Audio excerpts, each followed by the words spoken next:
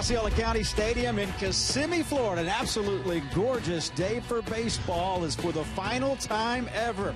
Root Sports presents Astros baseball spring training style today from Kissimmee, Florida. It's the Astros and the Atlanta Braves alongside former Astro Jeff Blum. I'm Kevin Eschenfelder. It is good to welcome you to Kissimmee, Florida. One more time around. How about this? This is it. It's kind of crazy. It's tough to see things end, but I know that Jim Crane has a good idea down there in West Palm, but we're going to enjoy our time here in Kissimmee while we can. I couldn't understand. You had your tongue firmly implanted in your cheek. I know. Hey, today what's really going to be interesting to do is to watch today's starting lineup, because you're going to see a lot of the regulars, a lot of what you will see on opening day. Obviously, that hasn't been made official or released, but you're going to see a lot of familiar faces today and a lot of guys that are going to be the cornerstones of what is going to be. If this is going to be a successful 2016 season, you're going to see a lot of them today. Yeah, this has been an interesting spring training as opposed to the ones we've seen in the past. There are guys that we know that will be plugged into this lineup. There are a couple question marks. I think the biggest one was at first base, but the sleeper for me is Marwin Gonzalez, having himself a great spring. But I think what he did last year,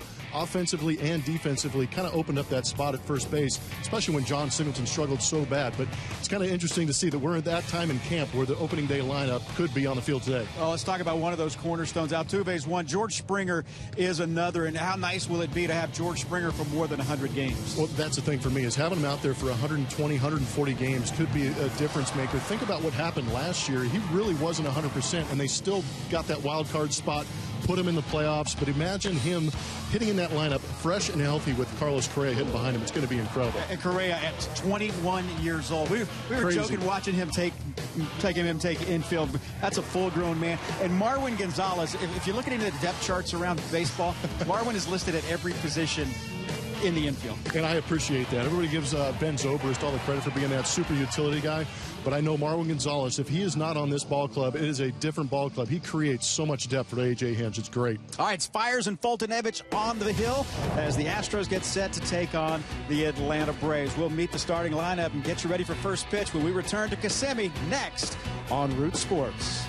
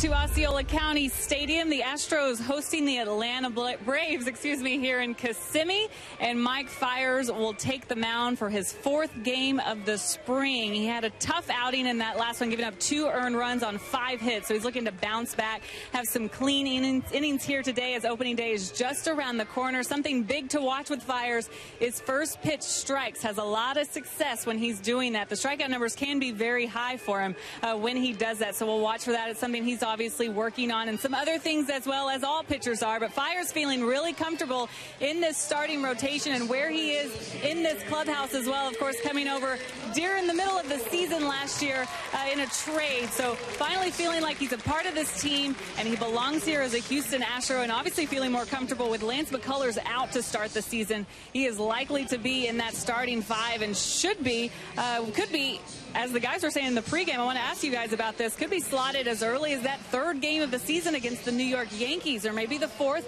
yet to be determined. But guys up there, how big is Mike Fiers as far as putting this starting five together, and as this team hopes to have success just like they did 1 year ago? It seems like to me, Blummer, the guy that really ties the front half of the rotation to the back half of the rotation. He's that crossover guy and a veteran guy that's been around long enough to you can trust him in different situations.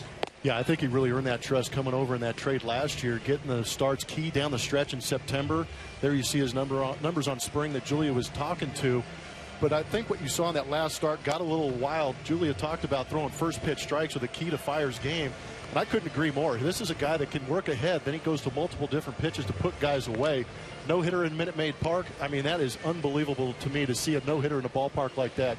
So it gives you a lot of good idea of what Mike Fiers brings to the table as far as poise and passion on the mound, but he's also got the stuff to back it up. Maybe working on one more pitch to add to the repertoire. Yeah, absolutely. Talking about doing something with a little more of a fastball arm slot, looking more like a fastball coming out of his hand. You see the slow curveball that he will mix in, but trying to work on something maybe more of a slide piece and something to keep right-handers guessing a little bit. You talked about how well he pitched at Minute Maid Park, and it helps obviously when you throw a no-hitter, but in 4 starts there, he was 1-0 with a 1.67 ERA on a gorgeous day for baseball here in Kissimmee, Florida. Ender Inciarte will be leading it off, followed by Eric Ibar. Freddie Freeman is in the 3-hole at first base. Adonis Garcia is the third baseman hitting 4th. Markakis hits 5th. Oliveira hitting 6th. Przinski is in the lineup. AJ hits 7th, followed by Kelly Johnson and Gordon Beckham. Final telecast ever here in Kissimmee, Florida, after 32 years of baseball, and Ender Inciarte leads it off, and that is high for ball 1. Inciarte hitting .342 in the spring. Venezuelan-born, hit .303 last year for the Arizona Diamondbacks. Wind blowing a little bit from right field foul pole to left field here at Osceola County Stadium. 69-degree day. Yesterday, a little chilly over in Vieira. Yeah, it was. Matter of fact, it was cold in Vieira over in the Atlantic side. Wind was whipping through there. Today, a little bit warmer. Nice day for baseball. That one fouled back. That ballpark also for the Nationals will be going by the wayside here in Florida, because the Nationals will be moving with the Houston Astros, right? That's right. Space Coast Stadium. Not far from Cape Canaveral. Today, though, back here in Kissimmee, Florida. Only 2 more games after today here in Kissimmee. Astros will head to Mexico City this weekend. There's a swing and a miss. That one fouled right there at the plate. 1-2. Inciarte with the Diamondbacks a year ago as Mike Fiers coming over from the Milwaukee Brewers in that trade, along with Carlos Gomez. Just underway here. First inning in Kissimmee. Astros and Braves. Good breaking ball. Gets away from Castro, and Inciarte is going to reach. So the strikeout and the wild pitch, and a runner aboard. That's that breaking ball. We know Mike Fiers has that big 12-6. Kind of deceptive with that big glove. That front arm of Fiers coming at you first, leading with that glove. Kind of distracts the hitter a little bit. But right here, Castro tries to get down to block it, but kind of leaves that booty a little bit up in the air, leaves the 5-hole open, and shot makes it through. Inciarte, who's hitting .342, takes advantage of that, and he's obviously a threat to run at the top of that lineup. 21 stolen bases in 31 attempts a year ago. That was with the Arizona Diamondbacks. Another former Diamondback, or beg your pardon, Angel now, Eric Ibar at the plate. And that's in there for a strike. Jerry Lane calling the plate. Jeff Nelson is on the bases along with Manny Gonzalez and Chad Whitson, the umpires for today's game.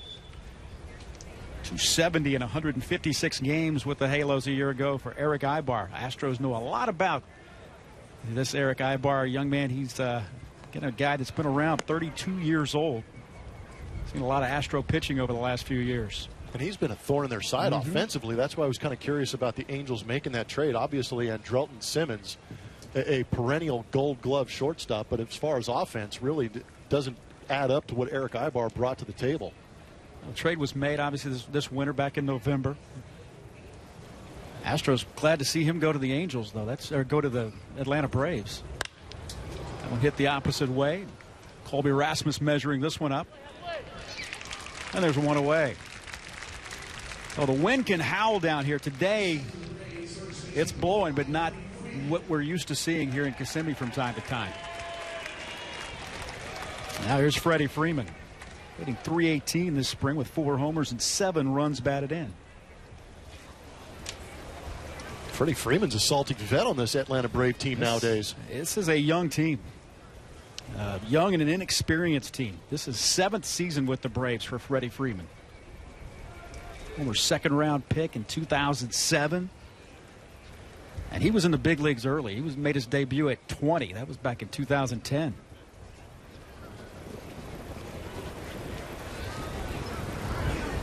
And Freddie Freeman squaring around to drop something down. Hits are hits, I guess. I don't care what part of spring it is. I need to get my numbers up. I'm going to lay it down. He's hitting .318.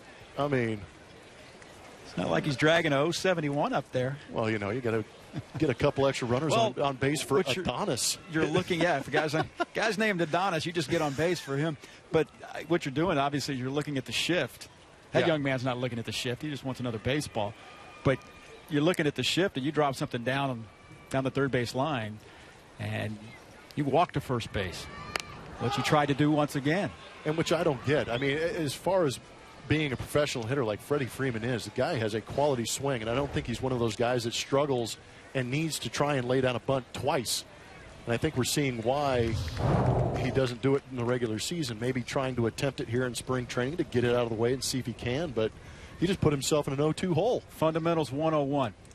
Bat at the top of the strike zone. If it's above it, right. Let it go. If it's above it, let it go. If it's below it, that's when you bunt the baseball. So much easier to do from up here, though. That's the truth. Now Freeman swings and misses. Fires with his first strikeout, and there's 2 away. I mean, the only reason I say that's happening, he may be doing that in spring, is because nobody wants to put themselves in an 0-2 count. Yeah, at the same time, I guess the flip side of that is it's spring. Why aren't you swinging away? Yeah. Well, I mean, you're in the last, 10 days of spring training. Get that swing right. Pick a pitch you can drive. And you want to get on base for a guy named Adonis. Adonis Garcia. Might be the best name in baseball. It's up there. He'll make your all-name team, that's for sure. Garcia hitting .278. He has a home run and 4 runs batted in.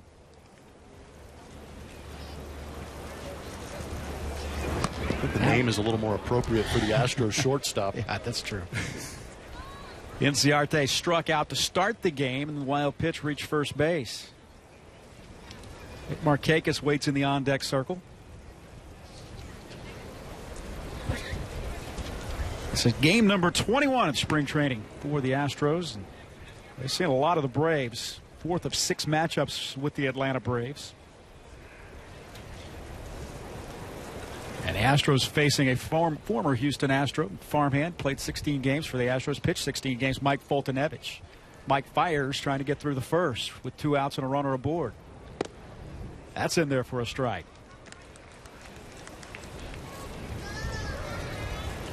Well, he is as straight over the top as it comes.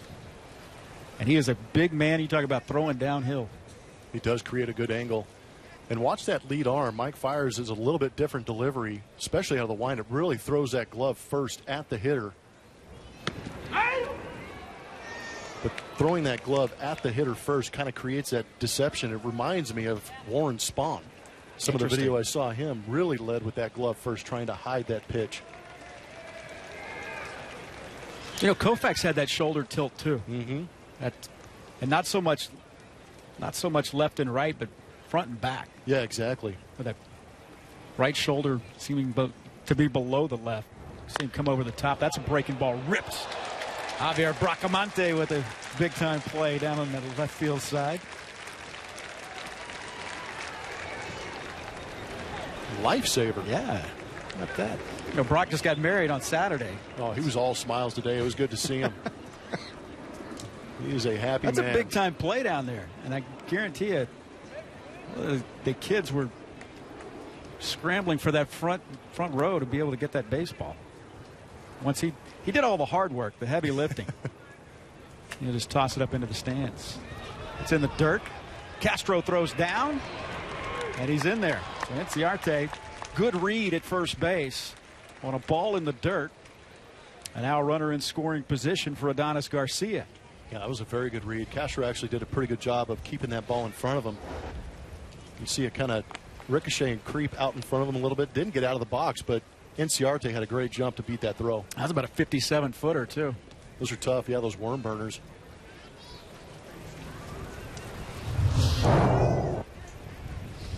Well, 2 outs and a runner at second base. A 1-2 pitch to Adonis Garcia.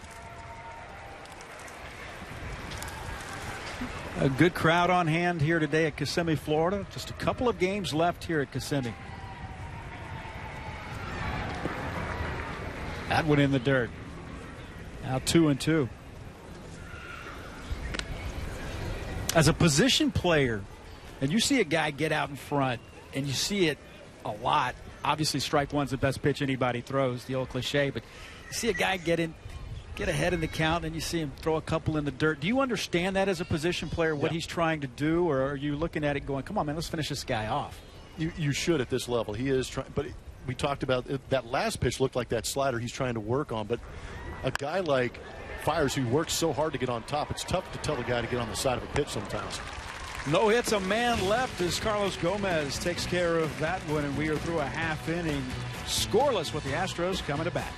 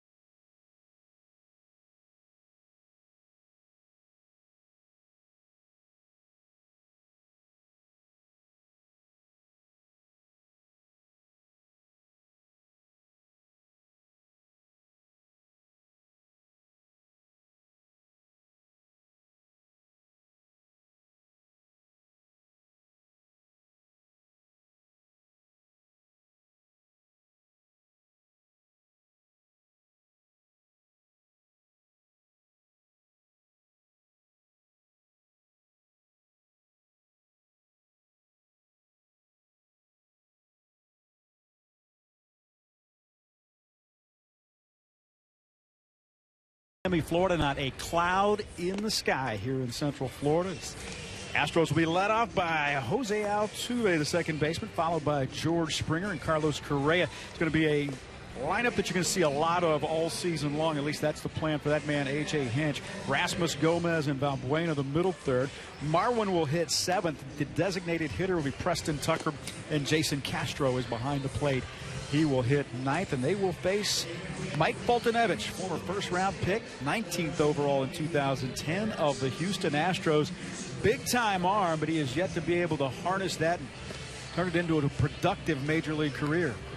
He's got an electric arm. I think just the case with Mike Foltynewicz is where do you put him? Yeah. Because I know the Astros like that fireball coming out of the bullpen. I think the Atlanta Braves thought about it. Now he's back in the starting rotation, so it's just a matter of finding out how you can make Foltynewicz comfortable on that mound, whether it be out of the bullpen or starts. Yeah, he was you toyed with the closer mentality, the arm that was like a closer, but maybe more suited, his repertoire more suited to being a starting pitcher. So last year, he did not start the season in the big leagues. He didn't pitch until May, and then he didn't pitch again until after. Well, didn't pitch again after September 1st. He had pneumonia at the end of the season. Went on the disabled list. And now trying to make that comeback. Jose Altuve, the 300 hitter this spring, leads it off. That's low for ball one. Yeah, considering what the Braves are going through with this rebuilding process, if you want to call it, before they move into their new stadium, I think Folty's in a good spot to try and earn a spot in that starting rotation. That's going to get down for a base hit. Jose Altuve doing what he does a lot. Leads off the game with a single. Altuve, 300 hitter with a home run and 4 doubles this spring. Just a professional hitter. Look at the numbers. I mean, the Astros, you look at that, the 200 hits last season. The Astros, 3 times in the history of this club, 50-plus years, have had 3 200 hit seasons. Altuve's got 2 of them. It's pretty incredible, especially with the talent that's come through Houston. And he's 26 years old. Plenty more left. And he signed through 2019. I don't think that gets talked about enough, knowing that Correa and Altuve are going to be together for that long. I mean, that's strength up the middle is what that is. 425 hits in the last 2 seasons. That's a big number. That's half a career for some guys. Here's George Springer. Foltynewicz paying some attention to Jose Altuve. This is where I think George Springer can really thrive by having Altuve in front of him, hitting in that 2-hole. Altuve, we know, is on base a lot. It may not be via the walk, but he gets his hits and gets on base. He's a threat to steal, so Springer's going to get those early fastballs in the count. That ball is hit a mile in the air. Hoping that the net would hold that one, and it does. Yeah, it's not even if you've got a glove on in the middle of a diamond and no part of it. 10 years of experience, you don't want those things coming to you. And again, relative to what we can see down here, as far as the wind is concerned, today is a fairly mild day. And in fact, the wind just is blowing coming in a little bit, yeah. So the 0-1 to Springer. Altuve still getting plenty of attention over there. Gets back safely.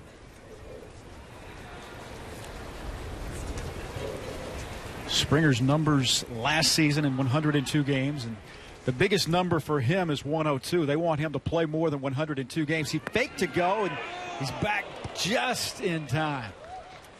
Well, Altuve took 2 steps, I think. Yeah, I'm kind of curious to see how these guys play this game as far as the Astros. We talked about the lineup, and this could possibly be the opening day lineup. But I expect them to be a little bit more aggressive on the base paths than they have here early in spring. Good throw, and he is toast on that one. Yeah. Throw was a little bit on the home plate side of first base. That one fouled back 0-2. That's another number that kind of goes by the way. I mean, for a team that hits as many home runs, you're not going to see a big number, but 38 bags last year for Jose Altuve. Well, how about the Astros? Second in home runs, first in stolen bases in the American League. And, you know, conventional wisdom says those 2 numbers don't go together. Yeah, they really shouldn't, right? But a unique, dynamic offense that they have. They could care less about the strikeout, but they just go out there and produce.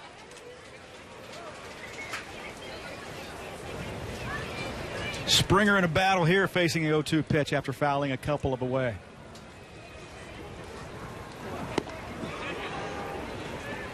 Foltynewicz not in any hurry to get back over to Disney today. He's going to make sure Altuve's staying close. Well, and some guys have pitch counts here in spring. He's got pickoff counts. Foltynewicz, the number 19th player taken in that draft in 2010. The Astros took Delino DeShields Jr. with the 8th pick.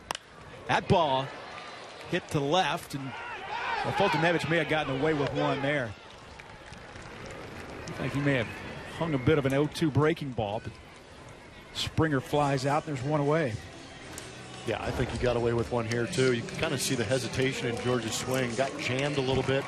Sometimes you recognize and you get a little big on the swing, and it gets on that label. Fortunately for Folty. I think Foltynewicz knew he got away with one, too. Yeah, he had pitchers know that.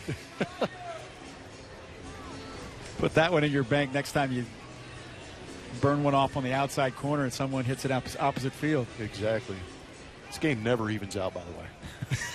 Ever. Spoken like a true hitter. That's low to Correa. Well, Carlos, that's another thing, too, about – I know spring training numbers don't really matter, but all of these guys are put together good springs. Last season in those 99 games, Correa hit 279, 22 home runs, and drove in 68. He's wearing Freddie Freeman out as well over there. I think Rob Manfred's going to be making a phone call trying to cut down on the pickoff attempts, huh? Altuve may only get one at bat today. He may be worn out after this one. Correa made his major league debut on June 8th. Here in Chicago against the White Sox. Homered the very next night. That's away, 2-0. That's another thing, too, is you wonder how much attention being, Altuve over there drawing a lot of attention from Foltynewicz. Mind gets away from the strike zone a little bit, make a mistake. Many a time. Trying so hard to keep that runner from advancing into scoring position. Altuve's going to wave the white flag here in a minute. Uncle.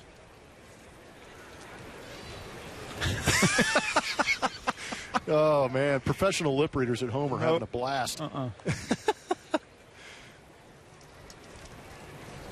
the 2-0 to Altuve. I beg your pardon, to Correa. One played nicely by Garcia. And they're able to get one. Adonis Garcia having to go to his left. They get Altuve. And Altuve says after all of that, Correa at first with 2 away. Yeah, that's one filthy uniform in 1 inning. Gary Pettis is probably asking him, why didn't you steal on that first pitch? But there you get to see the electric arm of Foltynewicz, too. Falls behind 2-0 on a guy like Carlos Correa, able to ramp it up and jam a guy like that. Not a place where you want to make your living, though. 333 for Rasmus this spring. Swing and a miss. Colby hit 25 home runs last season. Average down, the homers up. And where he really was able to shine in the ALDS when he hit 429 with 3 home runs. That's high a ball. Well, the ball jumps out of Foltynewicz's hands. Sure does.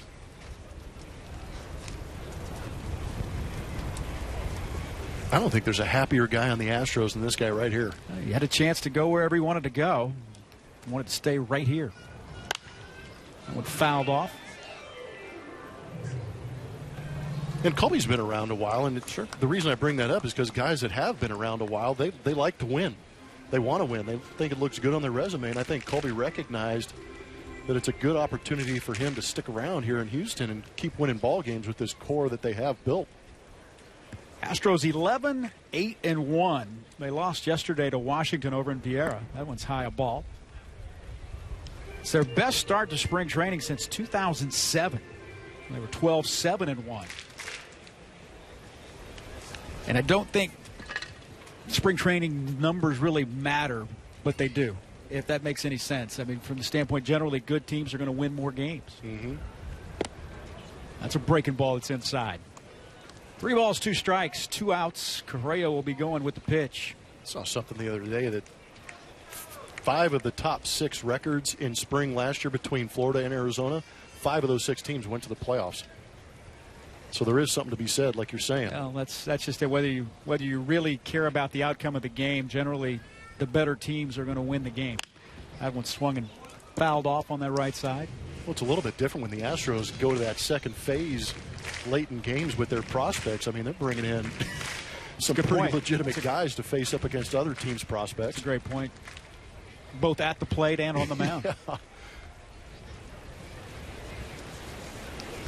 You know, conversely, the Braves with those 15 losses, the most in the major leagues. That's a swing and a miss. After 1, a man left for the Astros. We are scoreless.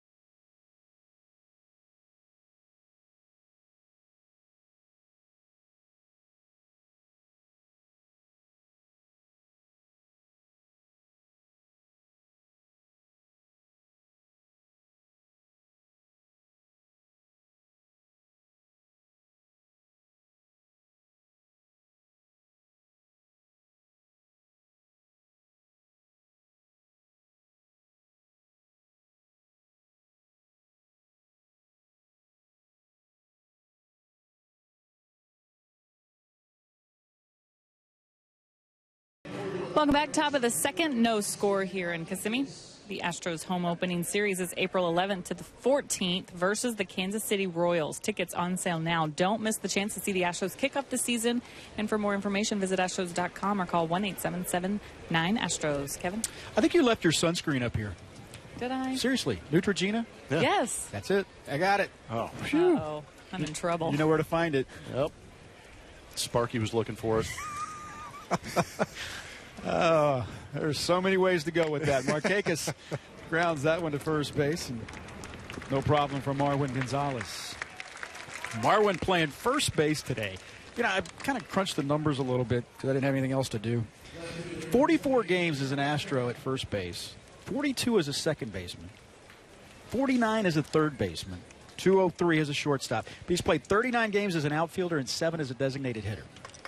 Have glove, will travel. What do you need me to do? Such a luxury. Yeah, he's a glove contract nightmare. He needs his own trunk. Took a whole cow to give him all the weapons he uses on defense. And put up numbers offensively. Hector Oliveira, spring training numbers, 417. Yeah, Marwin, more home runs than anybody else in Astros camp right now. That's in there for a strike. 1-1. Well, Mike Fiers, an eventful first inning. Fiers struck out 2 and had 2 wild pitches. Got through it unscathed and now working here in the second. It was a 9-1-1 hack right there. Breaking ball in the outside corner. And Operator answered. Yep, Hector Oliveira just got a piece of it. The hand said yes. The backside said no. Story of my baseball does it a career. lot. Happened to me all the time. Here's a pitch. There it is again. Breaking ball in for a strike. So 2 away as A.J. Brzezinski comes to the plate. A.J. said he had to make one road trip. I'm guessing it was in his contract, so he decided to make the 15-minute drive over here to Kissimmee. Another smart veteran move. Yep. A.J. now 39 years old. He was a third-round pick in 1994 by the Minnesota Twins. Dude, that's ages ago. It was in the 7th round of that draft. 1994, really? Yeah. I was out of college. I think A.J. was out of high school. It's his 19th major league season. It's pretty impressive at catcher, no less. Yeah, He's not one of those guys that DH'd a lot or moved and played first base. This guy has been consistently behind the plate. He's played, came up with the Twins. Fouls that one back conveniently, so I can tell the rest of this story. Played for the Giants, the White Sox, the Rangers, the Red Sox, and now the Atlanta Braves. This is his second season with Atlanta. He's played on some good teams throughout his career, he really too. has. That's a good point. See the career numbers. 19 seasons in the big leagues. Now 1-2. So Fiers, you can tell, really changing speeds much more in this inning than he did in the last. It's a good changeup right there. 1-1 count. Get ahead. Now he can do what he wants. And he singles this one into right center field. First hit of the game for the Atlanta Braves. Comes with 2 outs and brings up Kelly Johnson. And I don't think that's where Jason Castro wanted that pitch. I think he wanted that pitch elevated. Sometimes you'll see pitchers go with that changeup. He got the swing and miss on A.J. You see Castro kind of elevated in that stance. Maybe wanted that one up in the zone a little bit. So Kelly Johnson, native Texan, Westwood High School in Austin. First-round pick in 2000. Man, Third trip around with Atlanta. How about that? As young as the Braves are, they are old. That's not a good sign. No, that's a tough mix. Now, they have struggled. They scored the fewest runs in the majors last season with 573.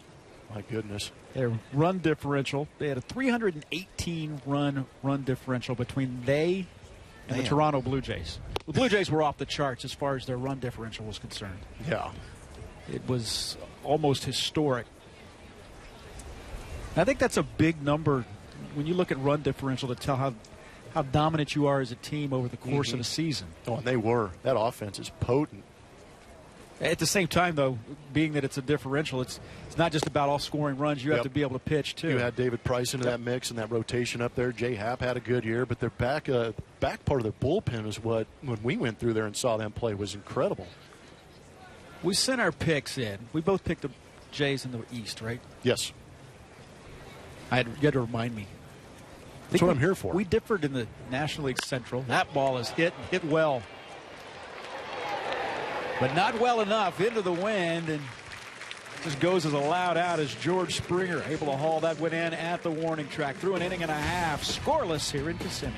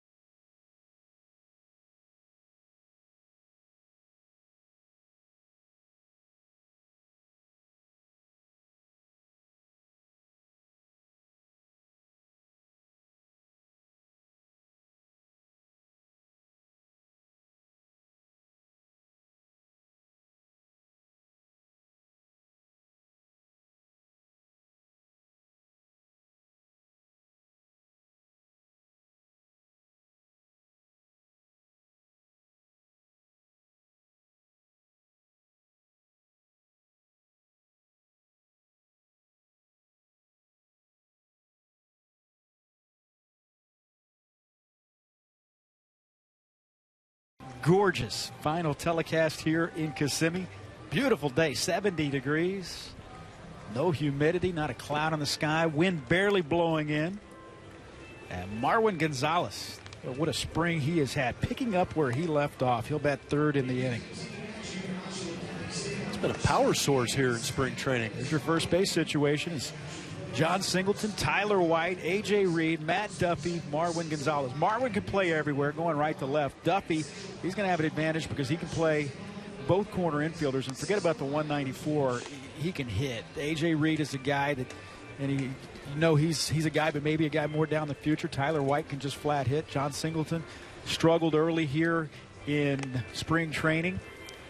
And Marwin. But for me, early in camp, when I heard all the talk about who's going to play first base, I knew for a fact, not in talking to AJ, but just knowing AJ's mentality, he knew he had that secret weapon in Marwin Gonzalez that could play all over the field, because we saw it at the end of last year when they were having issues at first base and going towards that pennant chase. Guess who was playing first base more often than not? It was Marwin Gonzalez.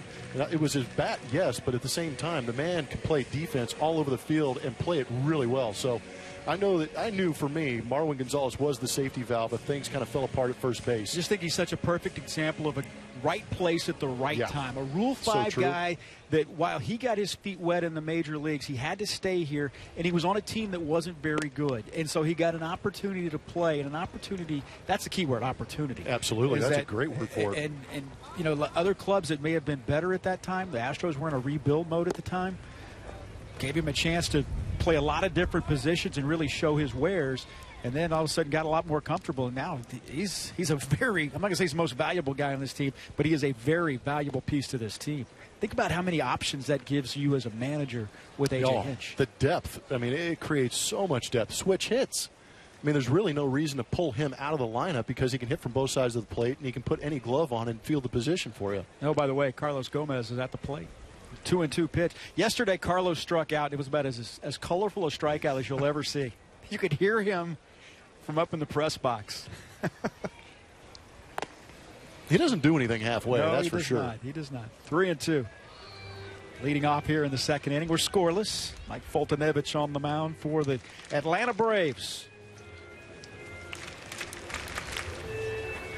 There was an article put out talking about guys who could be potential 30-30s because we haven't seen too many of those guys here in recent history. But George Springer is one of those guys on that list. But there was also honorable mention of Carlos Gomez possibly being a 30 home run, 30 stolen base guy at Minute Maid Park. I thought that was pretty interesting. I think it's very, you look back at Carlos because that was at 13 and 14, 2013, 2014. He had 284 in both those years. He had 47 bombs between those 2 years. Yeah. He had 24 and 23. So you know that The potential is there. Yeah, and you put him in a ballpark like Minute Maid playing 81 games where there's a chance to launch. Final year of a contract. Oh. Sometimes you can be a little more focused. Not to say that he wasn't a little before. extra desire. There's Luis Valbuena.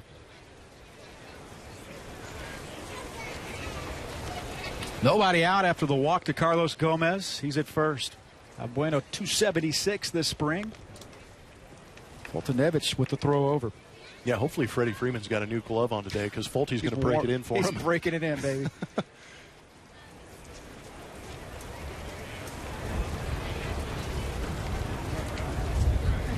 Fultonevich. That's outside a ball.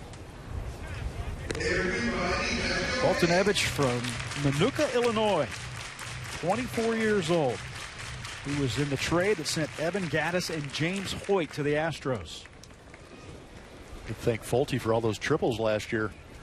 How about that? 11 times. That one popped up. Inciarte makes the play in left center field. There's one away.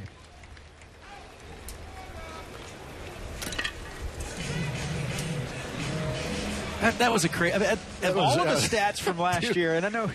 By the way, you're seeing a lot of Evan Gattis. He's playing in a lot of minor league games, batting in every inning, running at about 70%. We talked to A.J. Hinch before today's game about that. It would be great if Evan came out and said, I'm not going to play in a game until I'm 100% sure I can make it to third on every hit. I couldn't believe that. You watched as many games as we did last year, and every time he hit it, we would just sit there in astonishment that he was making it to third base standing up. It was crazy. Well, that time Freddie Freeman couldn't handle the throw, and he's had plenty of opportunities today, that's for sure. Marwin Gonzalez batting from the left side here, but that just seemed like every time you looked, the ball was rolling parallel down the warning track. It's like, what did it hit out there? And the next thing you know, Gattis is standing at third base. Oh, I'd love to be in Evans' head between first and second when he was running, going, really? I got to go all the way to third again? Or either that or he's saying, you got to be kidding me. Yeah. This again? And then between second and third, he's pointing at the dugout going, yeah, that's right, boys, another triple. Who was it, Lance Johnson back in the day with the Chicago White Sox? Everything he hit was a triple. Well, Marwin was the same way with solo home runs last year, and this ball is driven to right. Right at Nick Markakis, and there's two away. Marwin's yet to hit a multi-RBI home run in his big league career. Another one of those crazy numbers. Yeah. Out from the left side, Preston Tucker. With 2 outs, we're in the second inning.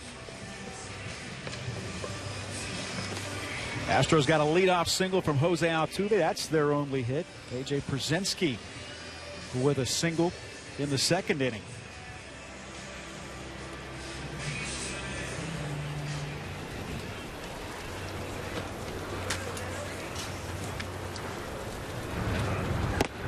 That's a little high and in. That'll get your attention when it jumps out of his hand high and in. Mm-hmm.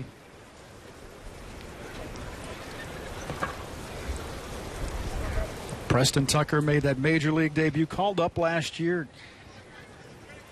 Made his debut on May 15th in Anaheim. Went on 13 home runs in 98 games for the Astros. 292 with a double and a couple of home runs this spring. He's from right down the road in Tampa. Played at the University of Florida. Talking about a guy making good choices. He was drafted in the 16th round by the Rockies after his third year in college. Decided, you know what, I can do better. Went back for his fourth year at Florida. Went to the College World Series. Jeez. And then became a 7th round pick of the Astros. Yeah, you want to keep this guy around, huh? 2012. Brother, of course, a first round pick this past season. Yeah, Kyle. Yep. I couldn't. They drafted Kyle Tucker, and I read one of the scouting reports on him. And they're, everybody likes to project and figure out who this guy compares to. How about this? It's Ted Williams. I mean, do you really want That's that not out of the right. shoot? That is not good right. Grief. Ted Williams, left-handed hitter. Can we say Tino Martinez or Larry exactly. Walker? Start a little bit lower. I mean, that bar. Good grief. Ted Williams. Yeah. Go get him, kid. Yep. Take that with you. Yeah, he's got kind of that wiry build. Yeah, and he's not built like Preston at all. He was actually at the hotel. I was on that trip in Anaheim, and Kyle was actually on that trip and to see Preston make his major league debut. Yeah, he's a tall, thin guy. Swing and a miss, and still nothing on the board. We are scoreless after 2.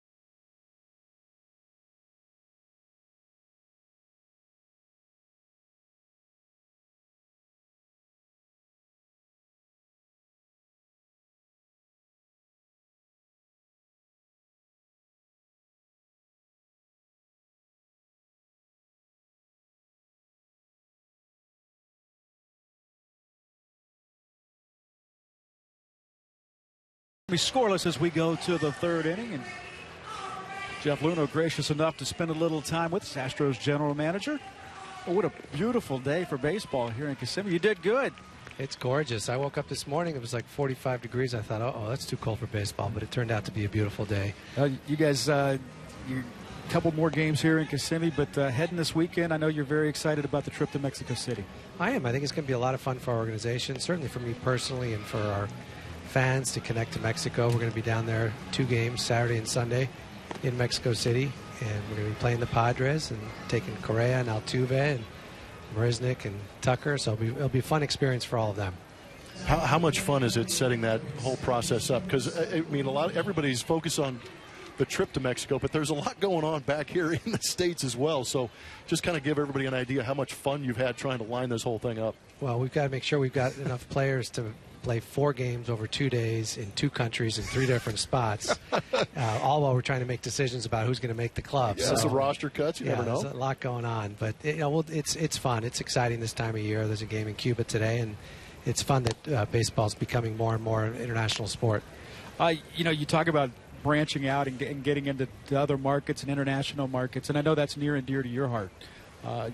Being able to give me an idea of what it means being able to take a team back to a place that's near and dear to you, being in Mexico City. I was born there. I lived there most of my life. My father lives there with his family, and my brother lives there with his family. And to be able to go back there, I invited a bunch of my friends that I went to high school with, and about 35 of them are going to come to the games on Saturday and Sunday. So it'll be fun, a little bit of a homecoming, a little bit of a reunion. That drops in for Gordon Beckham, and Beckham with a 2-base hit and a leadoff double here in the 3rd. So logistically, the travel roster's been set. You head to Mexico City. And will they work out there? Will it be just a matter of getting on the field and getting after it? No, because we have a game on Friday at Atlanta, and so some of the players that are going with us are going to be in that game, so we have to wait for that game to be over, and then we take a charter down there, and by the time we get there, it'll be late Friday night. And then Saturday they have a festival. Some of our players are going to participate. A bunch of events during the day, and then the game's at 7 o'clock at night, and then the next day we quick turnaround, day game, and then fly back to Orlando. So it's going to be a hectic weekend, that's for sure. And you've got preseason games coming up at Minute Maid Park with the Milwaukee Brewers. Exactly. David Stearns returned to Minute Maid Park as the general manager of the Brewers. Well, let's talk a little bit about what you've seen so far here in the spring. Some things that have stood out to you, and we've talked about the situations that are still up in the air, obviously first base, the backup catcher situation. What's at the forefront for you right now in your mind? Generally speaking, I'm very happy because our players have been healthy. The guys that were on the mend are mending quickly.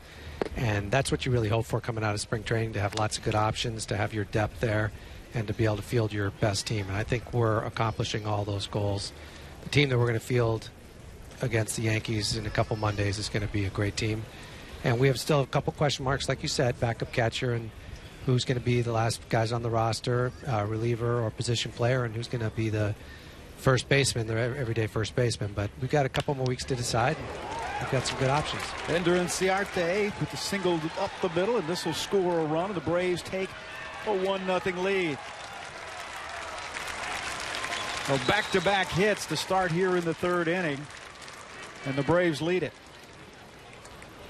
Who has been the biggest surprise for you in spring, or who are you really pleased with, number one, and then who are you surprised by in spring this year? I think you have to be pleased with the performance of Tyler White at first base. Yeah. This is a guy who basically made it to AAA last year. He's played every level of our minor league, starting in the GCL, 33rd round pick, and he just hits. And I think there was some questions amongst our staff about how his defense was going to be. He's played a really good defensive first base, and he's continued to hit. So that's what you hope for. Guys that have performed throughout their career will get to this level and continue to perform. Obviously, we're talking about spring training, but I think he's definitely put himself on the map, whether he's the opening day first baseman or whether he comes up during the season. This is a guy that's going to help us. And when you get that kind of help from a 33rd round pick, senior sign, that's, your scouting department's doing a good job. Does he remind you a little bit in his totally indirect way, nothing but numbers, of what Altuve did in the minor leagues? Because it literally, you hit at every single level, and then you say, but this is the big leagues. Well, you know what? He's hit at every. All you can do is produce where you are, and he's produced at every level. That's true, and I think the other common factor is that Altuve was an undersized second baseman, and White's sort of a big guy, not that mobile at first base, and so those aren't typically the guys that you see flashing through the system. But both of them made it through in record time, and Altuve actually skipped AAA altogether. And Tyler White's already had a taste of AAA, but I think he's going to be a major league hitter for a long time to come. So I'd say that's been one of the. I wouldn't say necessarily a surprise, because I knew he was going to hit, but the fact that he's done it so consistently and put himself in the position that he's in right now, I think is really good for our team. You think about A.J. Reed and what he's been able to do down here. He can fill up a batter's box, that's for sure. Oh, he's got a great stroke, great power stroke, and the ceiling is so high for him. He hasn't had much time in the upper minors, but what he's had, he's taken advantage of. There's another single, and now 3 hits in a row for the Atlanta Braves, and they have first and third and nobody out. Hey, take a look at what these young first basemen have done here in the spring. And A.J. Reed, Tyler White both, and what they did a year ago, where Tyler White hitting .315 this spring, hitting .333. And again, A.J. Reed, minor league player of the year for you guys last year. It's nice to have guys like that. And options is a good thing. It is. And with the American League, with the DH, you've got power guys. You can always find another spot for them. So we're in a good spot. And not to mention, I think another guy that's been a pleasant surprise, not for me, but for others, is Colin Moran. He's played really good third base. He loved his swing and really has been a very productive player. Marwin gets the out at first, but the run will score, and Inciarte makes it 2-0. So Freeman on the ground out in the RBI. And Ibar moves to second. And we get a chance to see Marwin over there at first base. You had to be pretty happy with the fact that you did have a guy like A.J. Reed, John Singleton. There was a competition at first base.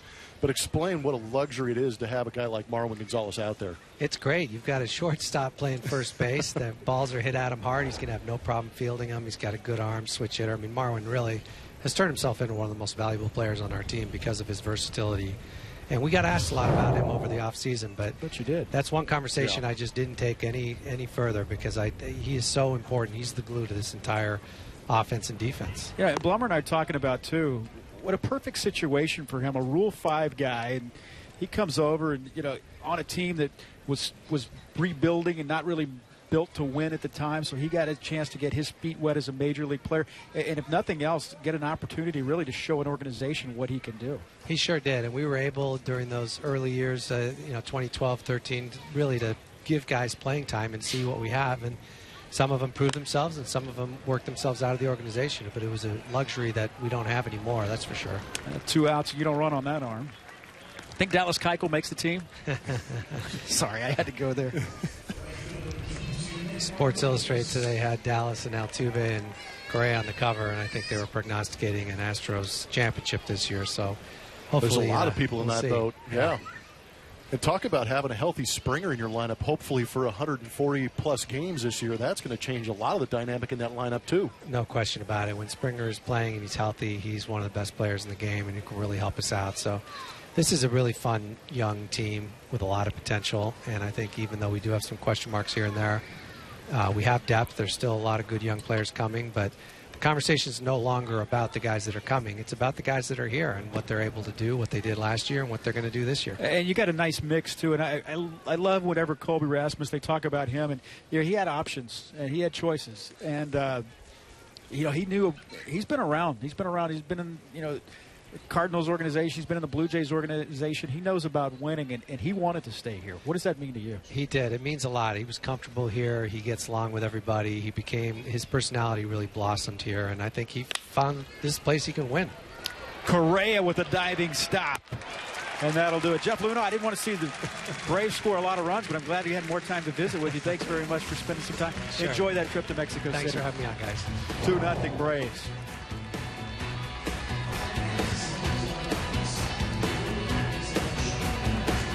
Welcome to our sales event with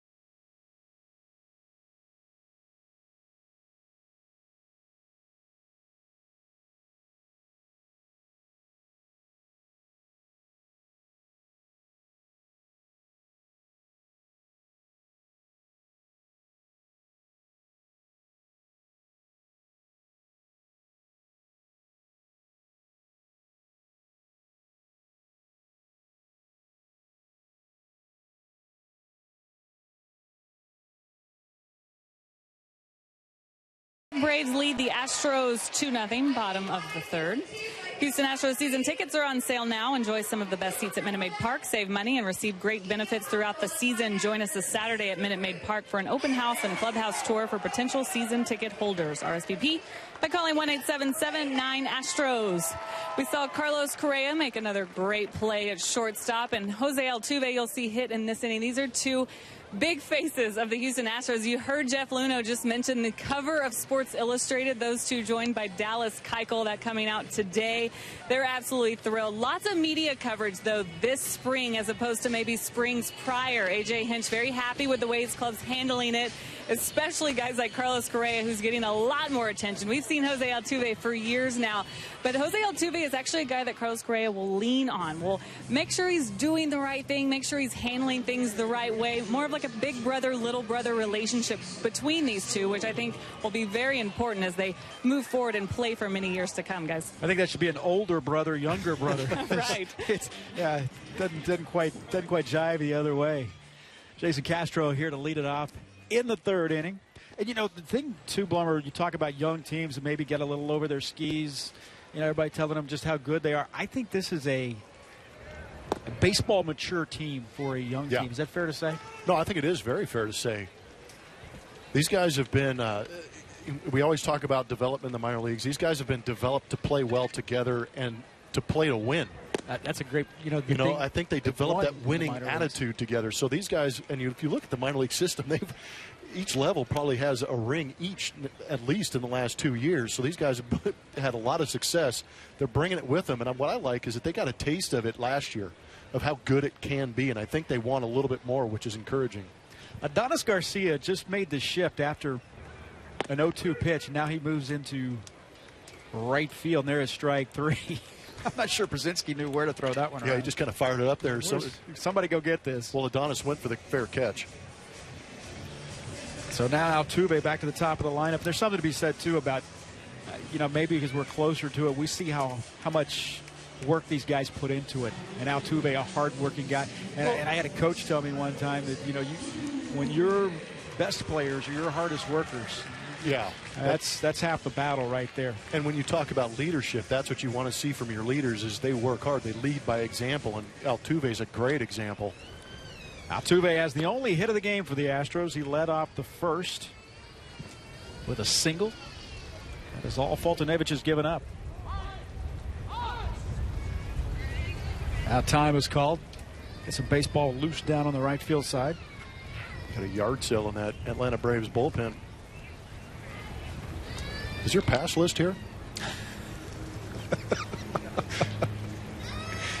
Folks down there. Somebody just got cut from the spring training. I think so. I don't know if you can hear that at home. We had an unhappy little one right here in front of us. That's a great thing about going to spring training baseball is that it's almost like seeing a major league. It is like seeing a major league game in a high school stadium. This is bigger than a high school stadium, more like a college stadium. But you don't have that third deck. Everybody really close to the field. That's a breaking ball that bends Altuve back a little bit for strike 3. Foltynewicz carved up a pretty good hitter right there. Yeah, Altuve's walking back to the plate going, I can't believe he just did that to me. Yeah, that's a snapdragon. That is nasty right there. Or you might be laughing at the fact that ball may have gotten a little bit of dirt. Backwards K in my book. George Springer steps in. Got that spring training strike zone. I got no problem with that. I don't think anybody needs somebody have a flight tonight. That ball hit the center field. Ender Inciarte went back and came back in and puts it away. The Astros go quietly in the third. 2-0 Atlanta.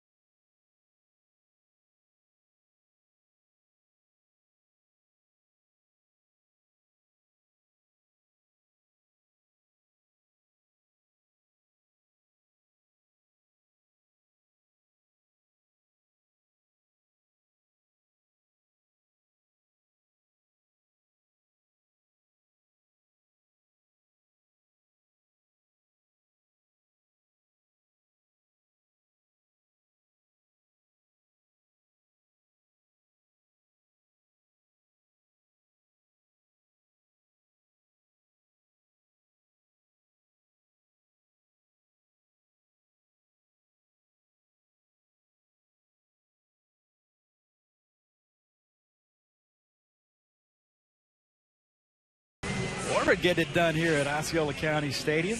Braves leading it 2-0.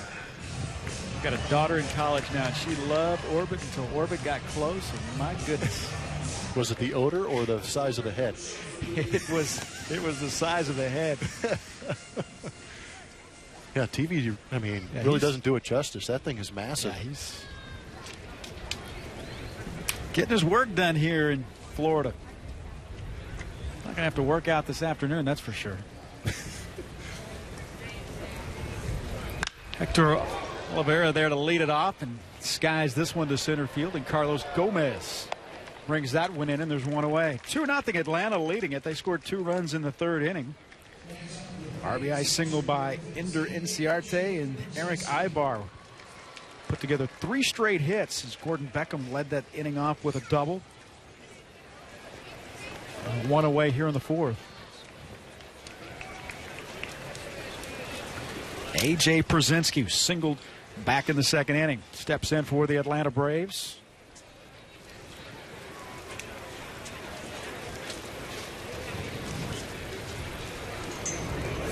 It's one of the better crowds that we have seen down here. It's been pretty good at most spring training parks that I've seen or been able to watch on TV. Been great crowds showing up. And who wouldn't want to be out here today with this weather, too? Przinsky is 19th season in the major leagues, and he's even tempted to drop one down over there. I am hoping he lays one down. I want to see that full-out sprint from 19-year veteran A.J. Pierzynski down to first. I don't think you're going to keep hoping. You can keep hoping, but I don't think you're going to see it.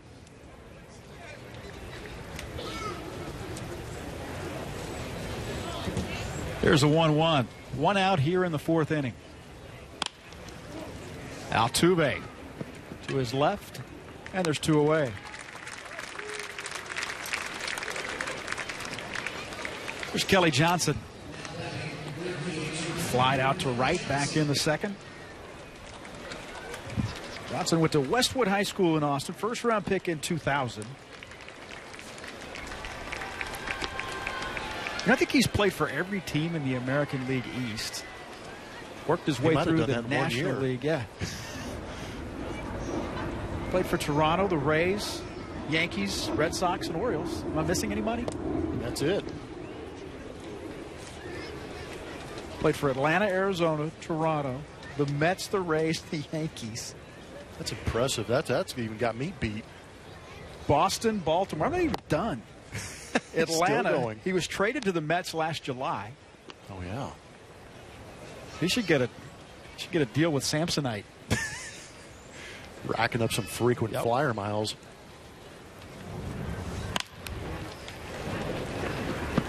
Altuve will throw him out. And we are through the top of the fourth inning. 2-0, the Atlanta Braves leading the Astros.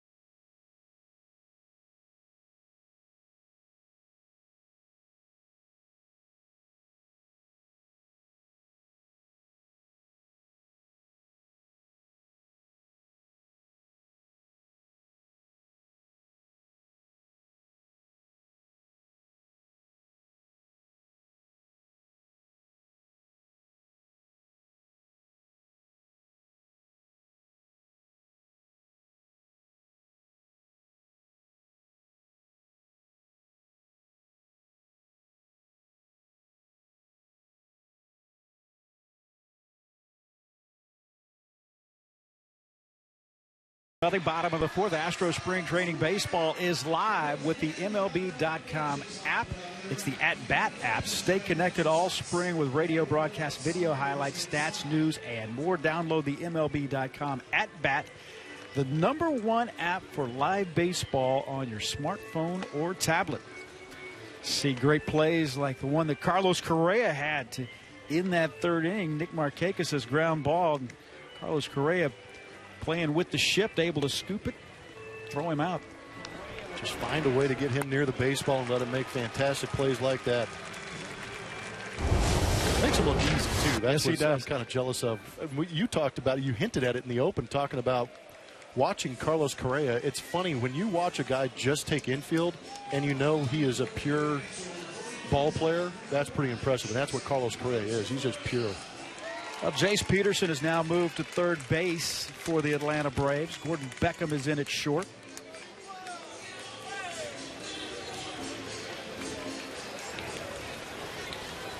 Wholesale changes here. Reed Brignac is now at second base for the Atlanta Braves.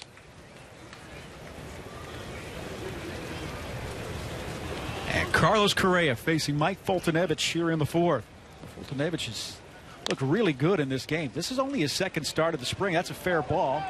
One hop throw, not going to get him. Carlos Correa with an infield single.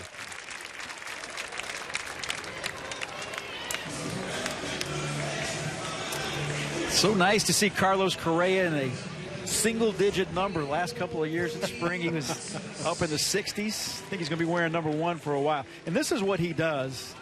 Talk about your multi-tool player. Talented and a freakish athlete on top of it.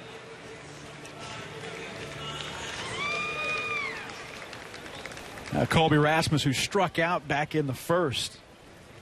Only the second hit of the game for the Astros. Altuve led it off with a single, and now Carlos Correa with an infield single to lead off here in the fourth. And Foltynewicz did a lot of that throwing over with Altuve.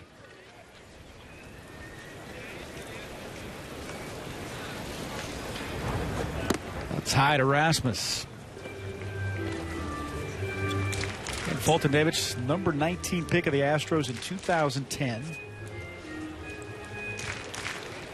Some folks raised an eyebrow with that trade when they sent him to Atlanta. Anytime that, not to say that you're giving up on, but maybe filling needs in other situations. But a guy that has the kind of arm that Foltynewicz has, that's always a guy that's hard to part with. I mean, you talk about a guy that can bring it up there in the upper 90s and always has been that guy. But Evan Gattis, and really, you make those trades and you strengthen yourself in a lot of different areas. James Hoyt is another guy that the Astros really like out of that bullpen. It's pitched very well here in the spring. Pitched extremely well. He was also involved in that trade coming to Houston. It's kind of interesting how that works out. James Hoyt's pitched well enough to maybe change some minds and break with the team. Yep. But that's but as we always talk about depth, it's good to have those guys that can come up and replace what gets hurt in the major leagues, but also at the same time, sometimes that depth can create an opportunity for the trade to get a guy back that you need in return. Because we've heard talk about who's going to be the backup catcher with Stassi with that hurt hand. Who's going to be that guy? They now have the opportunity to go out and get somebody if they choose to do that. More than likely, that ball ripped into right, coming on and making the play is Nick Swisher, who's now checked into the game. There's your Sports Illustrated cover.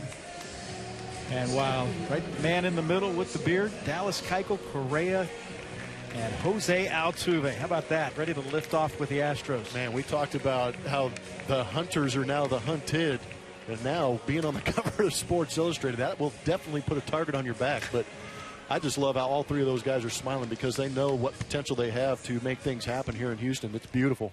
They've earned it, too. And very fitting for a team that has a lot of fun. Yeah, exactly. Everybody has fun when you win. How do they not take that picture with, like, some smoke and some strobe lights and lasers going on? I mean, that would have been... Astros, baby. That would have been the appropriate photo. You don't want to. You can't. It's got to stay somewhat exclusive. You can't You can't just let anybody in. The doorman's not letting everybody in. That's right. That's 1-1 to Carlos Gomez. I want to know who helped Altuve up onto that ball rack. Hey, come on. The guys, sorry. We vertically challenged have had a rough day here today. Yeah, Stan's in the studio making that joke. Yeah, I know.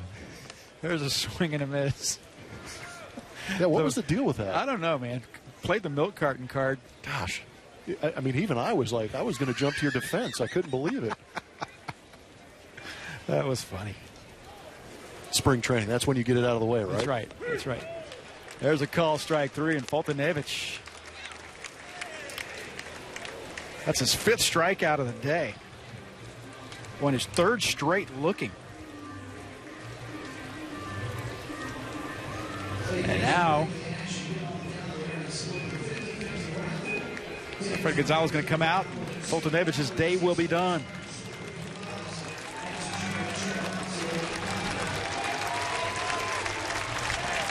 A pitching change here in Kissimmee. We'll set the new pitcher when we come back. It is 2-0. The Atlanta Braves leading here with 2 outs in the bottom of the fourth.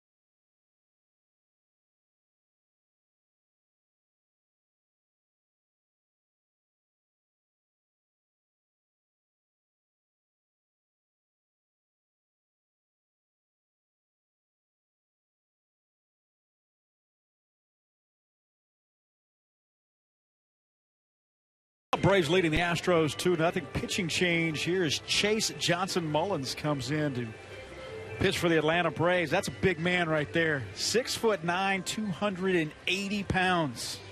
Plays power forward on the Braves basketball team in the offseason. Yeah, and he's a good pulling guard for the Falcons, too. Absolutely. Good grief. Pitched in the Appalachian League last year at Danville. He had 16 appearances, went 0-3 with a 2.81 ERA. Some of the joys of spring training. Ooh. See big guys like this pitch. Now it'll be lefty on lefty with Valbuena. That's outside a ball. I've always wondered, just watching AJ kind of get handcuffed on that pitch from Mullins, how tough has it got to be for catchers who don't work out with these guys that often in camp? They come over from minor league camp, and all of a sudden you're thrust into this situation, and as a catcher you got to figure out, number one, what signs you're going to give them, and then try and figure out which way it's going to break. That's outside off the plate, 2-0. And this can't be a comfortable at bat here for Valbuena either. This is reach out and touch you here at 6'9".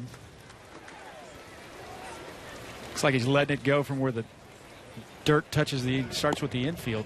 That's in there for a strike, 2-1. Well, to put it in perspective, Randy Johnson, 6'10", right? So that's getting on you pretty quick. With a slider that would hit the back foot of right-handed hitters. Oh, you tried to swing early and often to avoid getting to that pitch. You know, interesting you mentioned Randy Johnson. Jeff Bagwell talked about the house of horrors it was playing at first base and knowing that he was going to be winging it over there, especially at Coors Field. Whenever you had the sun and you had Randy Johnson throwing 95-mile-an-hour heaters over there from, 70 feet away. Oh, man. Get on you in a hurry. 3 balls and a strike, 2 outs. That's ball 4, 2 on. This will bring up Marwin from the right side in a 2-0 game.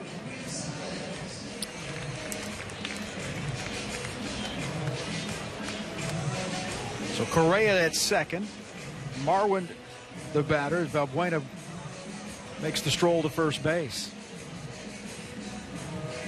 I thought it was pretty interesting to hear Jeff Luhnow speak about Marwin and comment to the fact that teams were calling about acquiring a guy like Marwin. Why would you not, though? That's you think about it. No, but that gives it credibility, saying how good Marwin is. Other teams are recognizing it, and then in the same turn, Jeff Luhnow's like, nope. He's one guy that takes 3 roster spots. I mean, it really, do the math. It's very true. Especially when you throw into consideration the fact that not only can he play at literally every position on the infield, and he could play left field for you if you needed him to, but he's a switch hitter. Mm-hmm. I'd be interested to ask Marwin if he'd be willing to catch in emergencies, because they've probably asked him. I think he's gotten to the point now where he is way too valuable for that. Yeah. Correa leads away from second. Valbuena at first, not being held on. Big left-hander, Chase Johnson Mullins. The breaking ball in there for a strike. Little backdoor breaking ball. 0-2.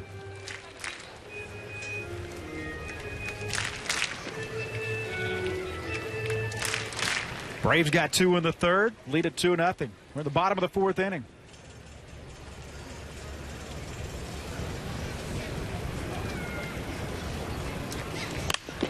Ball fouled off down the right side. Astros with 2 more games here in Kissimmee. The Astros already 27 home runs this spring training, and no one's hit more than the man at the plate, Marwin Gonzalez. You talked about Chase Johnson Mullins on the mound. He matching up with A.J. Reed. A couple of guys that spent considerable time in Kentucky. Johnson Mullins is from Ashland, Kentucky. Pitch inside. Now 1-2. 21 years old. Bluegrass fed. How about this? Bourbon County High School. That would be a great high school to go to. Bourbon. Oh, my. You think there's some spirits distilleries in Bourbon County, Kentucky? Good chance. Might be a class they offer. Here's a 1-2. That ball, foul ball. That was going to be trouble down the third base line. Yeah, that was going to be a tough backhand for Peterson down there. Yep. I got him on the short hop, but it was foul. Balls like that, when that second hop catch so much top spin, it jumps at you a little bit too. Is that? I know you had talked about it before. I've talked with Adam Everett about it, talked with you about it before.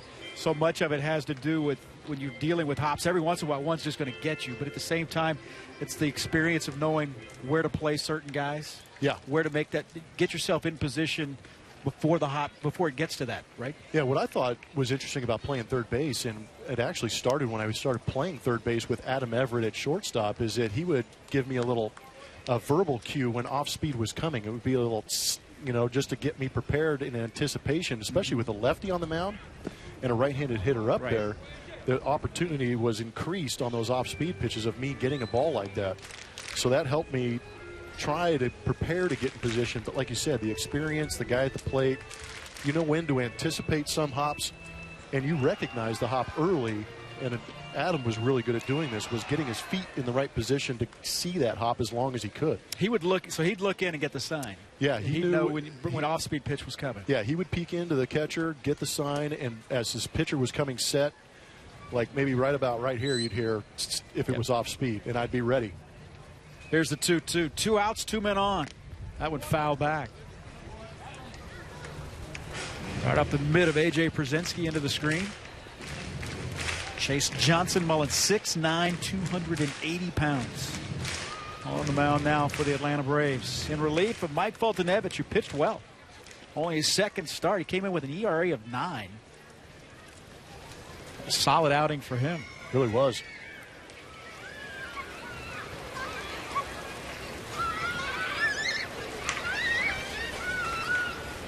Darwin fell behind 0-2s, worked himself back into the count. Ball ripped foul. Stays at 2-2. Guys have been busy down there in this at bat. That's the other thing about spring training. Nobody's safe. All the bullpens, it seems, are on the field. It is red alert down there for Ken Giles, it looks like. An 8-pitch at bat for Marwin Gonzalez. Fell behind 0-2. Now at 2-2 and has fouled a couple of pitches off. In fact, 4 pitches off.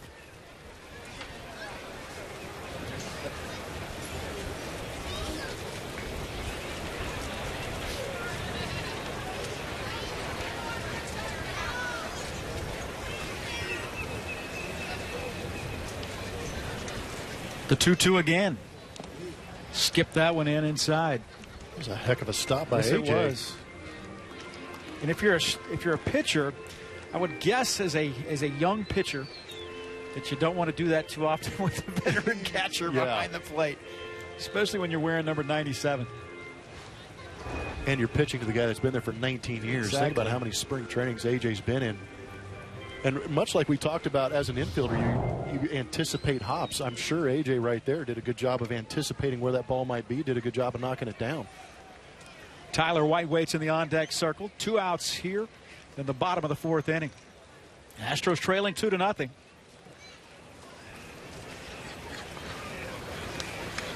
Runners will be off with the pitch. And Marwin singles this one into left field.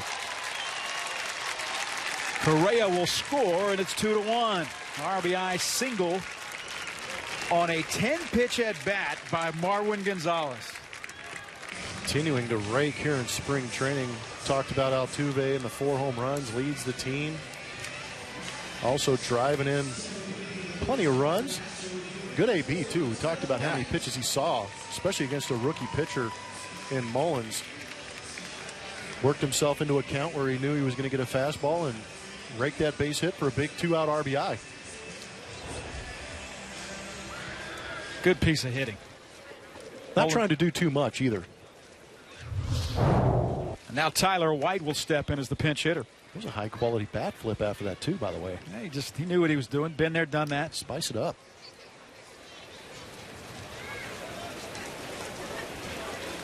Well, after falling behind 0-2, Marwin works a 10-pitch at bat, RBI single. It's 2-1, and here's Tyler White. Very interesting. Oh, I was thinking the same thing. In Tyler White. And an interesting spot to have him pinch hitting, too, because the DH spot without Evan Gattis in it creates some opportunities for guys like Preston Tucker to go in there and DH. But at the same time, without Gattis on there, who's your right-handed thumper off the bench? Could it be a Matt Duffy or this guy right here, Tyler White? 33rd round pick. And Tyler White has just raked at every level he has been in the Astros minor league system. And that's incredible to me. I mean, what a credit to Tyler White, knowing internally that he had the talent to do it, and all he was looking for was an opportunity. And fortunately for the Astros, it's with them, because he has been raking.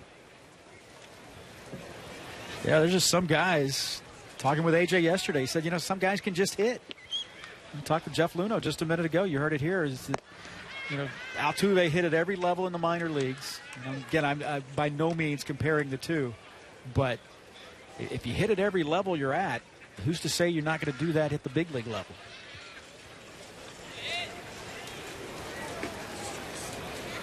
He is a career .311 hitter in the minor leagues. And that's a crazy number, because let's face it, your first year in pro ball, you're trying to figure out a whole lot of things. And the last thing is about living away or where you're going to be and when the bus. You got a lot of things to worry about other than your job. So those numbers generally, when you start in professional baseball, are not going to be as high. But .311 as a career, an on-base percentage of .422 in his minor leagues in the minors. Career? Yep. Wow. 3 minor league seasons, an on-base percentage of .422. OPS of .911. That's career. That's career, not above 900. It draws a walk here. Man.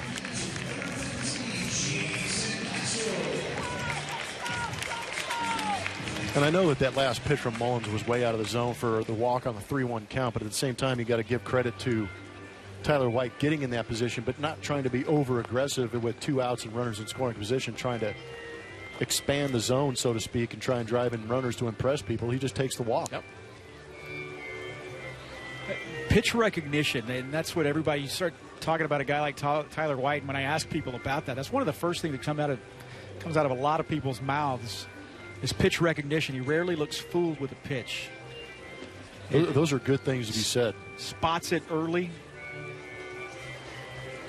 And Johnson Mullins now getting ready to throw his 21st pitch as he came in relief of Mike Foltynewicz. And it has not gone well. Yeah, and I think this is what the Braves are going to anticipate, not necessarily with Mullins because he is relatively young, but there are going to be some growing pains, and it usually happens in the bullpen. Interesting, too, there was a lot of situational hitting. I know AJ was not pleased with the situational hitting yesterday. The Astros had had second and third, nobody out, didn't score in a situation. I know they did a lot of drills today, situational hitting drills. They did a lot of drills today. Manager had some work to do. He ran through the whole litany of things they were going to do, and he looked at me and smiled. He said, "And then we're going to play the Braves."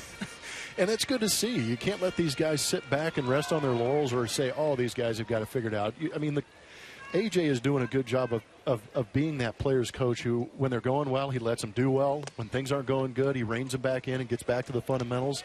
And I think he saw that yesterday with that situation that you're talking about. This club is way too good to not take advantage of situations of runners at third base, nobody out. Right. Those runs have to score. Especially, at the time, too, the Nationals playing corners in. Mm-hmm. So, as a professional hitter, you're in a situation where you got to hit something, and it's someone other than one of the guys at the corner. And it's spring training.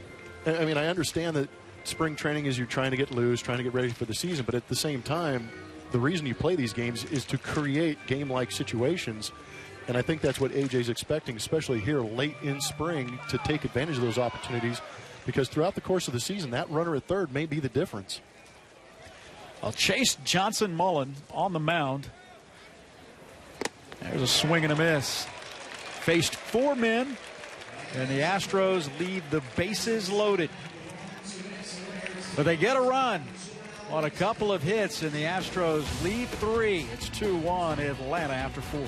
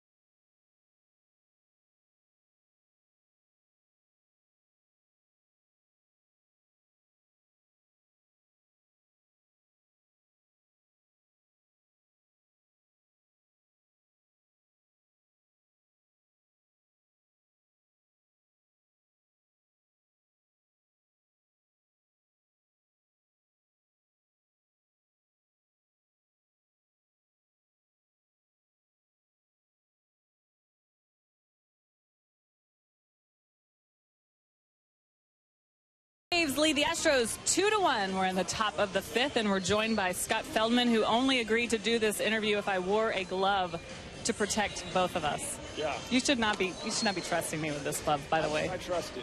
You do? Yeah. He trusts me.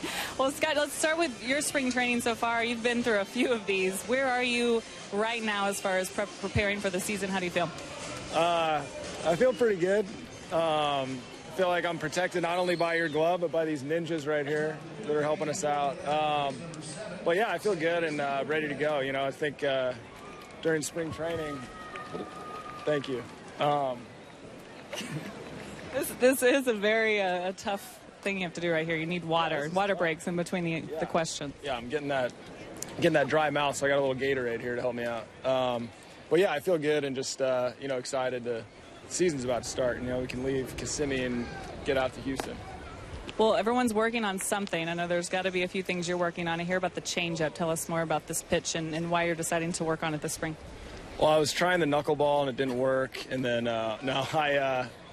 it's just one of those things where I feel like everybody's got a changeup except me. So I've been trying to get one for a long time and still haven't mastered it by any means, but just something to work on. These ninjas back here I do feel safe with them behind us.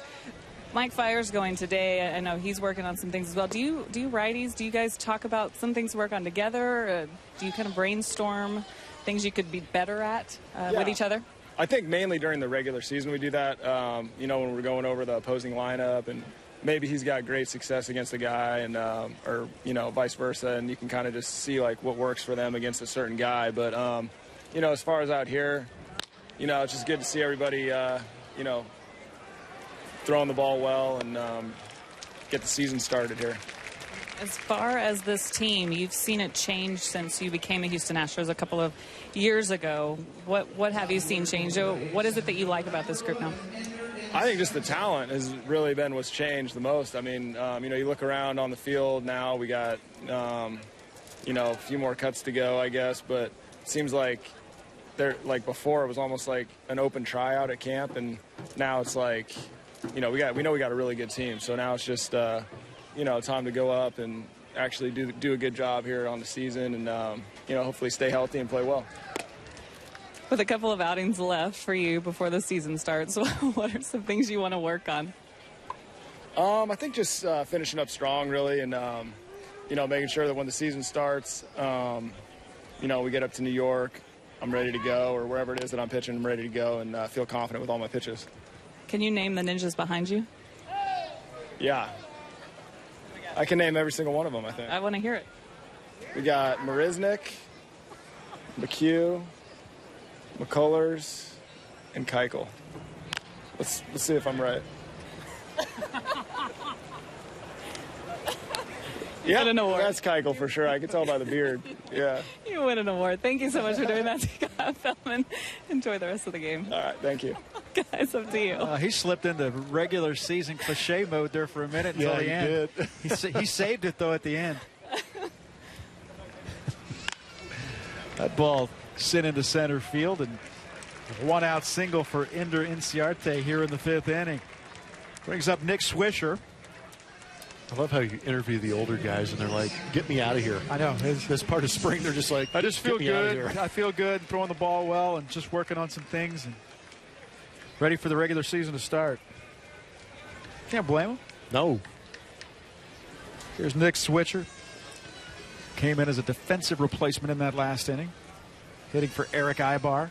Veteran for veteran.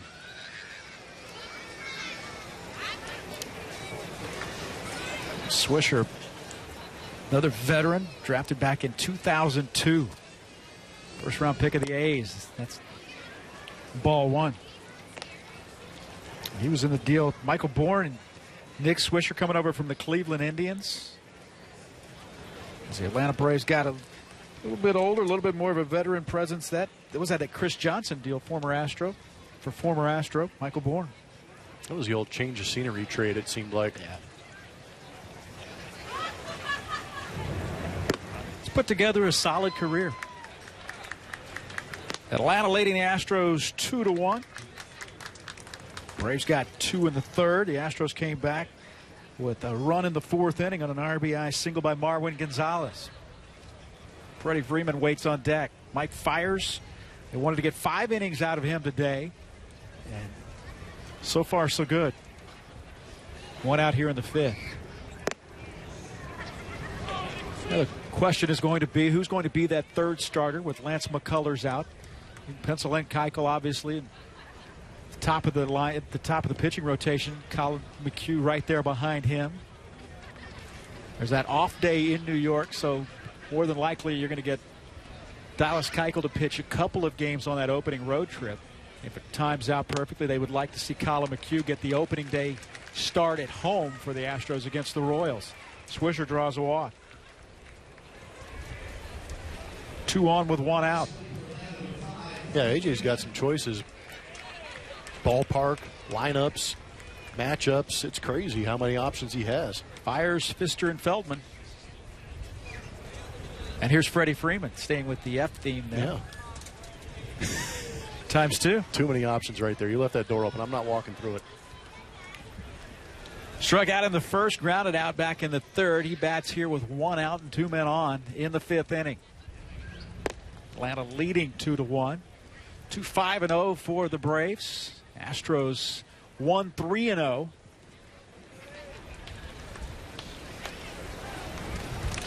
Drove in a run on that ground out back in the 3rd. Ender Inciarte scored the 2nd run of the game for the Atlanta Braves.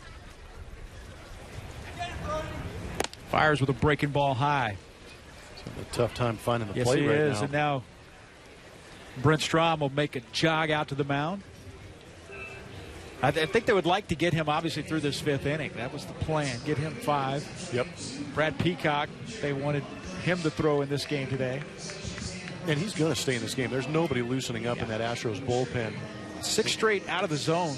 But what if you noticed, he against Swisher, the left-handed hitter before Freeman, missing to the arm side, usually tells you there's a little bit of fatigue because the arm is behind the body. And now some of these pitches are coming up and into Freddie Freeman. It means he might be overcompensating a little bit, trying to rush the arm to home plate and lost that release point. Brent Strom obviously watches the game pretty close, goes out there, and I'm sure probably made the right recommendations and see if Fires can make the adjustment. When you talk about fatigue, a lot of people think velocity first. It's really more command first, yeah, isn't it? Absolutely. Freddie Freeman fouls that one back. 2 balls and a strike.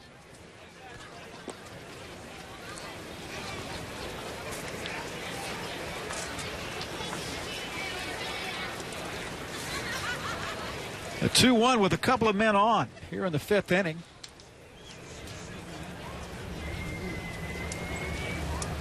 Atlanta Braves. A lot of people after that amazing run, one of the most phenomenal runs of baseball history. Was it 14 straight? Oh my gosh! National League East titles. Now they will be playing. This is the last year, right? Yes. In downtown Atlanta. They'll be moving out to Cobb County after this year. Pickoff throw to second base. Or to shallow center. Yep. Whatever the case may be. And that's the thing with it's funny with the shifts now. You really you have to get used to there. Exactly. He's just standing behind the bag. There's no daylight play there. There's nothing. It's a vicinity play. That's right. He's just standing there. Does he step forward and cover the bag or not? Yeah, Inciarte is getting a little frisky out there, bouncing around. Freeman hits that one on a line, and that's going to rattle around in the right field corner. That by Marwin, a 2-base hit, an RBI double for Freddie Freeman. And the Braves extend their lead to 3-1.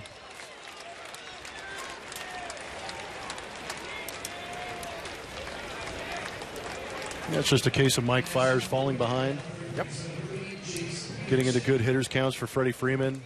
And when you know a pitcher is struggling to find their command, you try and figure out what pitch they have the best command of. And usually, I would almost say 100% of the time, if a pitcher's struggling to find the zone, they're going to go to the fastball because that is a more consistent release point. Pitch doesn't move all that much. And as a hitter, knowing that, you can sit on that one pitch, and if it's in the zone, give it a rip like Freddie did. There's Jace Peterson hitting from the left side. Runners at second and third and 1 out. You talk about situational hitting. The infield comes in. That one bounced foul. And these are the type of situations that, I know A.J. Hinch, don't want to see your pitcher get into trouble. You like to see guys get guys out every time, but you do want to see and put your infield in positions and situations. You want to see that in the spring and see how they react to it. Yep. It's good for an infielder, too, to see it in game action.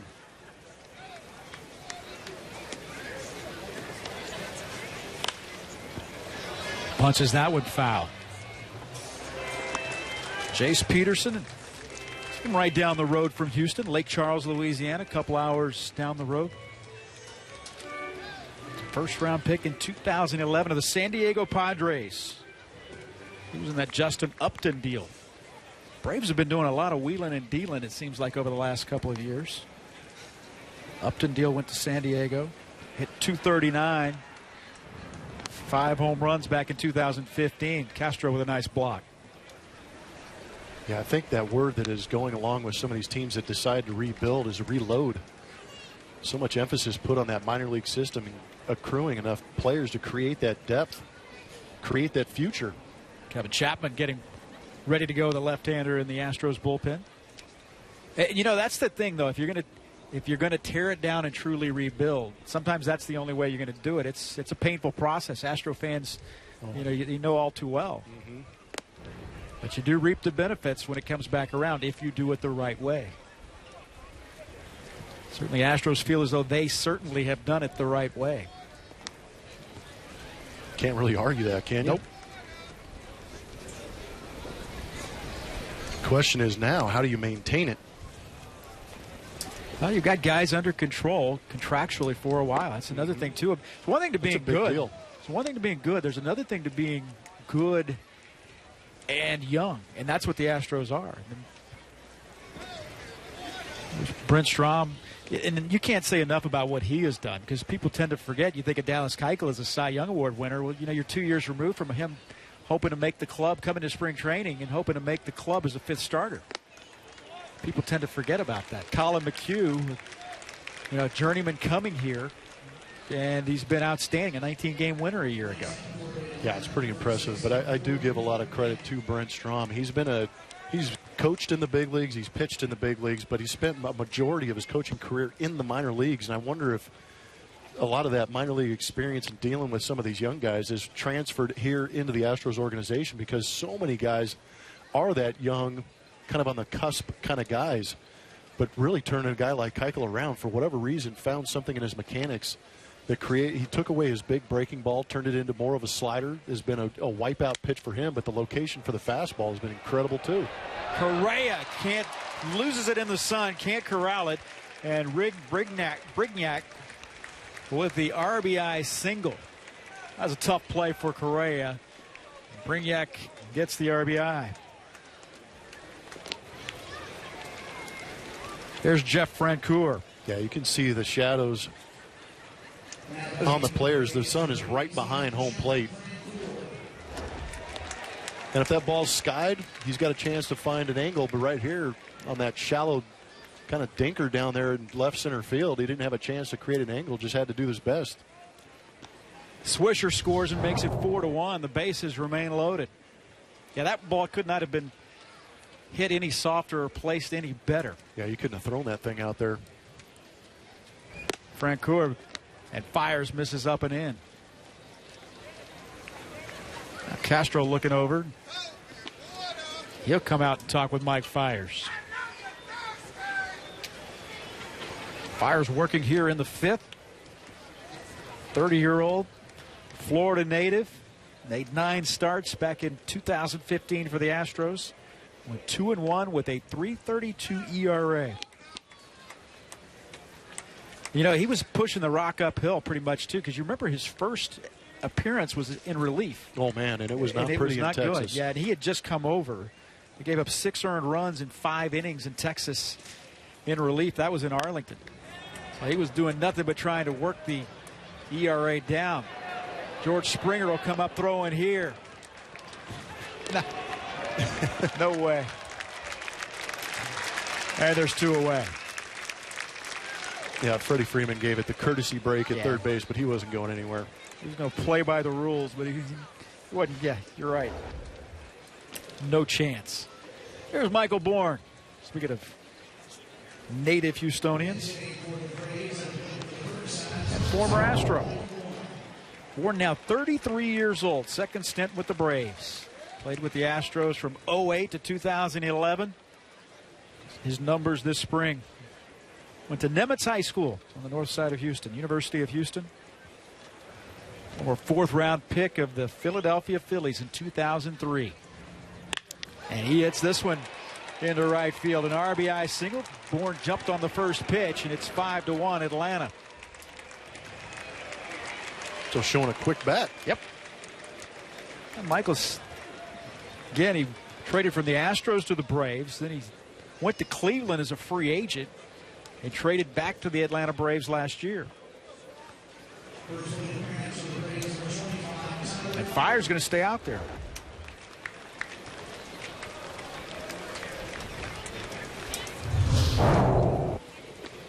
Apparently not too concerned about pitch counts. Nope.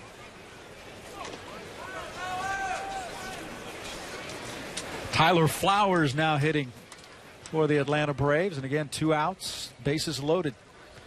A recurring theme here for Mike Fiers. There's a breaking ball that misses inside. 78 pitches now for Mike Fiers. Last start against these Atlanta Braves, he went 3 innings, gave up 2 earned runs. Has he thrown more hard-breaking stuff today than have you made it? Yeah, He's made a concerted effort. Well, breaking ball for me usually jumps out of Fiers' hand, kind of up, and then creates that 12-6 break to it. But they have been a little bit sharper. We saw it early on, a couple of Ks with that breaking ball kind of coming straight out of the hand and breaking down hard.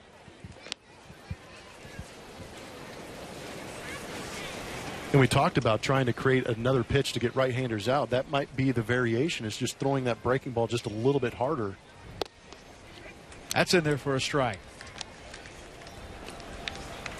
1 ball, 2 strikes, 2 outs, and the bases loaded. Braves with a couple of runs in here in the 5th.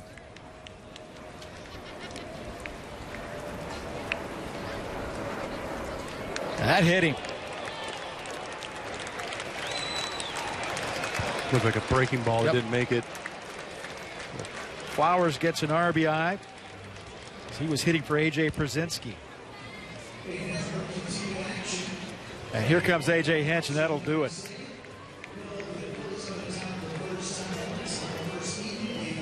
So Mike Fiers' day will be done. They wanted him to get out of that 5th inning, just wasn't able to do it. And a pitching change here in Kissimmee. They'll take a break. 6-1 Atlanta.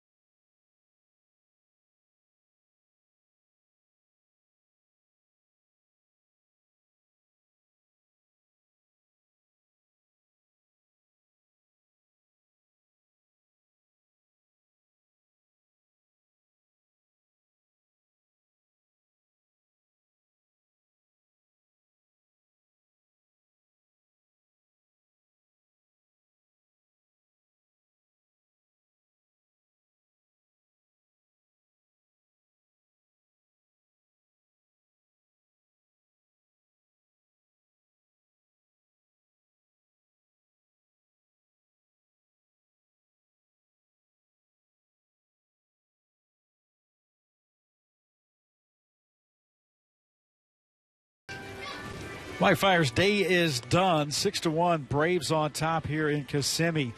Mike Fiers 31 pitches in that fifth inning, 18 out of the zone. He just, like, as if he lost his location, lost his command in the 5th.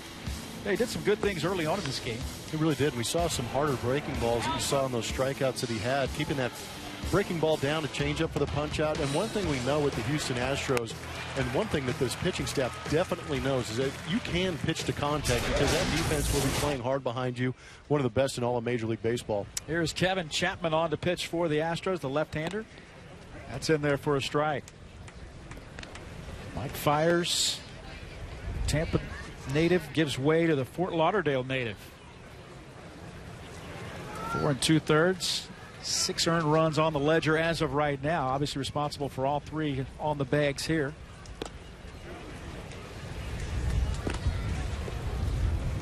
So Kevin Chapman, 28 years old. See the resume in his 6 games, appearing for the 7th time. 3 seasons with the Astros. Numbers good. 211 opponents hitting. He came over from the Kansas City Royals. I'll throw a name out of the past. Jason Bourgeois and Humberto Quintero deal. Wow. Good reach right there. With a little help. I got the internet machine working. That was back in 2012.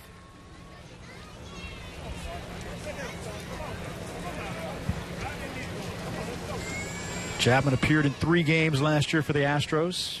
5 1/3 innings, gave up 4 hits, a couple of earned runs. I think Chapman's issue in the big leagues has been those walks. One of those matchup guys come in to face left on left and had a tendency to walk that first hitter he faced, which led to all kinds of issues. Yep. That's your deal. That's your job. And then if you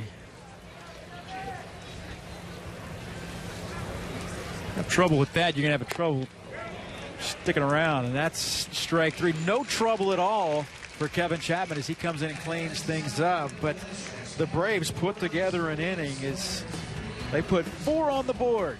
Lead 6-1.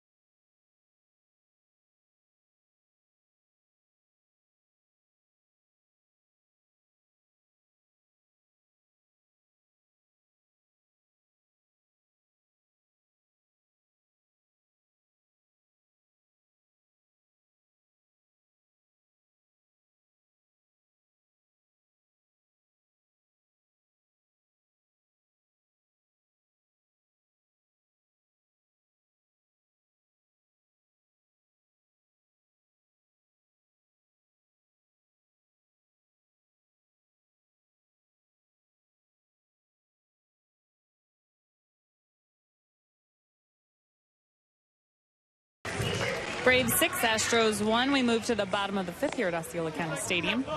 Create memories, have fun, and enjoy a premium experience with an Astros luxury suite at Minute Maid Park. Whether you're treating your employees, hosting clients, or celebrating a special occasion, we will create an experience your group is sure to remember. Call the Astros premium ticket line at 1-877-9-ASTROS and receive your luxury suite today. Kevin?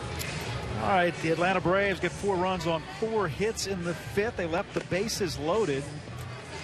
Now they will bring on the left-hander Manny Banuelos, Mexican-born from Durango, Mexico, 25 years old. There you see his spring training numbers, the elevated ERA, pitching in his 3rd game. 7 hits in 5 innings of work at a 7.20 ERA. Numbers would indicate it's a good time to be a hitter. Yep. Made 8 appearances, 7 appearances, I beg your pardon, last year as an Atlanta Brave.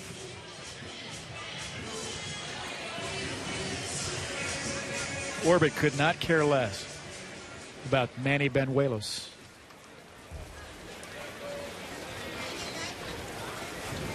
Here's Altuve standing in. Altuve's 3rd at bat, led off the game with a single. Called out on strikes by Mike Foltynewicz, got him in the 3rd inning. You think they think Altuve pulls the ball at all? This is an interesting I would say shift they so. got set up. Ooh. A swing and a miss. He didn't leave anything in the bag there. Pulled out the driver. Yeah, he did.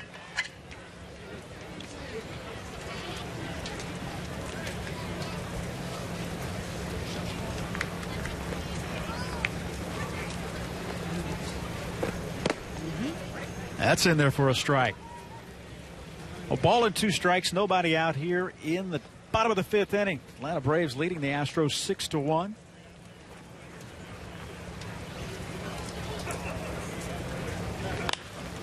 That one punched over the right side. That's going to fall in for a hit. Altuve digging for second, and he'll make it with a stand-up double. That's a peach, hon. Absolutely. You don't want to be wasting too many of those in spring training. Those things in the middle of August, lifesavers. That's Caddyshack reference, by the way. Altuve, a leadoff double. This will bring up George Springer. Those are the ones that got to make you crazy as a pitcher. Make your pitch. Well, weren't you talking about earlier how he made that nasty pitch to Altuve, punched him out early in the game, and Altuve just tipped his cap and said, "You got me on that one." And then he goes ahead and throws the drop shot out there. Yep. Still doesn't even out. We'll beg to differ. Springer. Liner right there. Altuve back in. He hit it hard, but he hit it right at Gordon Beckham. Springer saying, "Are you kidding me?" Oh, that's the greatest spring training at bat ever. I hit a seed. Yeah, and Altuve. You hit a flare down the right field line. You barely get a piece of it. You got a double. And look at this. Cranks one. Doesn't even get out of the box. And here's Correa. That's a veteran spring training at bat. Squared up, hit a rocket. Don't have to run. Don't break your bat. You don't waste a lot of time. Yeah. Swing early. That's in there for a strike.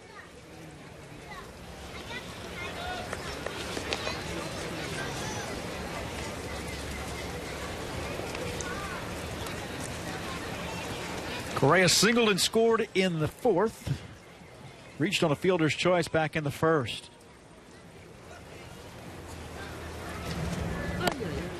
Off-speed pitch, breaking ball in there for a strike. Such big expectations for this young man. And boy, if there's anybody that fits the bill, might be the guy.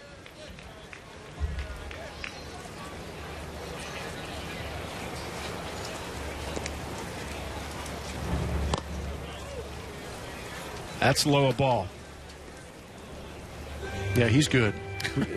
Over the last couple of years, there's been a handful of guys that, if you're walking past a TV set and you see on the screen that you're actually going to stop and watch, he qualifies for me. American League Rookie of the Year, facing the 1-2 pitch here. There's some guys that just, the expectations you think kind of get to them a little bit, and you feel that they're hard pressed to remember anybody that's had any bigger expectations, particularly as an Astro, obviously. Yeah. But you never feel, I mean, of all the things he did last year, Jeff, just watching a lot of the games on TV, seemed for a young guy that, they're going to get fooled. Their aggressiveness is going to get taken advantage of by a veteran pitcher. Rarely did you see him have bad swings, bad at bats, off balance, fooled on a pitch. You rarely saw that. I couldn't agree more. It was incredible. I mean, and AJ, he was chomping at the bit to put this kid at 20 years old into the 3-hole. Yeah. He was dying to have him hit in that position. And then once he took it over, remember there was a series in Boston where he literally, not only physically, but mentally just willed his way on to have an impact on those games by hitting big 3-run home runs on a big stage. It was incredible to watch. He wasn't intimidated by anything. 4th of July weekend. Yeah, It was amazing. But facing the veterans, the Jared Weavers of the world, guys that are going to be flipping stuff up there and knowing that you're thinking off trying to exploit speed. your weaknesses a little bit. Exactly. You're thinking fastball is going to be way out in front of things on off-speed pitches, and he just never seemed off balance.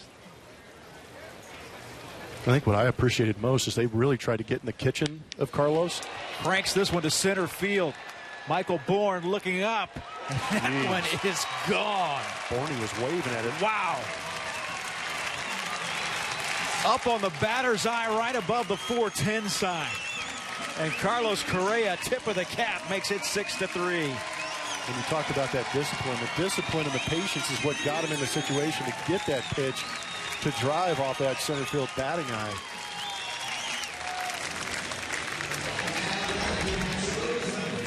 Just enjoy the swing. It's so pure, so natural for him to drive that ball to center field. 2-run homer for Correa, his third of the spring. Not a bad pitch either. Banuelos actually threw it to the spot his catcher was set up at.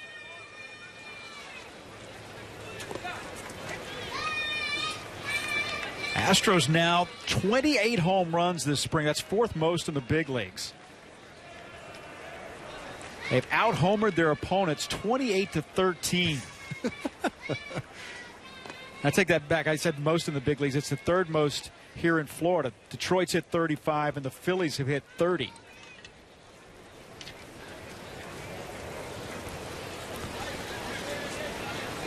Oh, Colby Rasmus in that 25-homer club from a year ago, and that misses a ball. What was the number last year? Like 10 guys with 15-plus home runs on one ball club? It was... or was it even more than that? It was well distributed. I don't remember off the top of my head, but it was incredible. It was. Rasmus right at Beckham, the shortstop, makes the play, and throws him out. There's one away. Make it 2 outs. Look at this. Michael Bourne saying goodbye. Yeah. He was either shading his eyes from the sun or saying goodbye. Even he has an appreciation for that. And Carlos Gomez for his third at bat. Carlos walked back in the second, struck out looking in the fourth. That one might make the Braves dugout. Not quite. Oh, How about man, that? What happened there? Boy, that ball fell in the field of play. Yeah, that's not good. Well, not in the field of play, but in foul territory. But well, yeah, and then LeVarn way behind home plate, first baseman. I'm going to go ahead and say it, number 88. I have no idea who that is. Michael Irvin. Yeah, he got the bad audible on that one. But in his defense, big right-handed hitter in Carlos Gomez, maybe playing off the line a little bit. Get a second chance. That's Blake Lolly at first base. Thank you. Lolly will chase this one down, and that one falls foul. Spring training at its finest. Yeah. Brignac over there at second base. He's been around for a little bit. Well, you know, you got a pitcher out there that's working. Yeah, I give a lot of extra swings here. Manny Banuelos says, fellas. And that's got to be the most frustrating thing is you keep giving away pitches. The pitch count just keeps climbing. Help a buddy out. You know, of all the plays, though, in baseball, because this game is hard, that may be the play that the big leaguers make look easier than it should be. Yeah. That one, I watched last week when Ash and Sparky were doing the game last week, a play that Altuve went out and made in right field, probably a play that was really for George Springer to make. Mm-hmm. Just the over-the-shoulder. They make that look so much easier than it really is. And there's a swing and a miss for Gomez. But the Astros get 2 on Carlos Correa's big bomb to center field, and it's 6-3.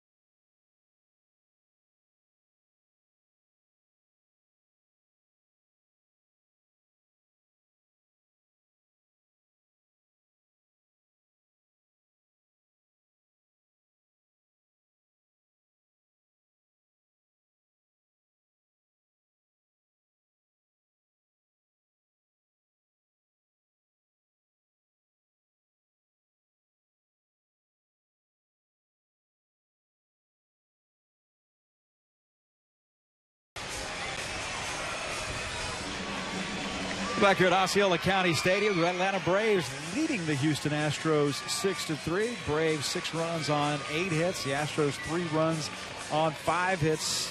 Braves put 4 on the board in the 5th inning after a 2-run third. Astros got a 2-run home run from Carlos Correa on a 2-for-3 day. Jose Altuve with a couple of hits as well. Mike Fiers goes 4 2/3, gave up 6 earned runs on 8 hits. He walked a couple and struck out 3. Kevin Chapman in to pitch for the Astros. He stays in to pitch.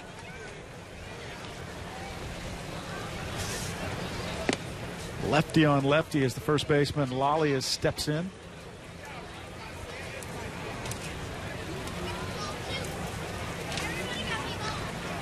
It was not a good defensive inning, that last inning for the Atlanta Braves. That's in there for a strike. Blake Lally, L-A-L-L-I.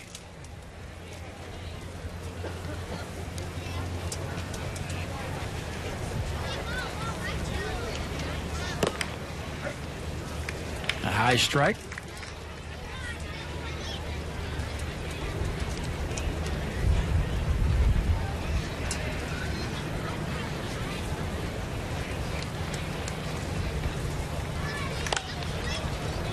That one skied on a high sky day here to the left.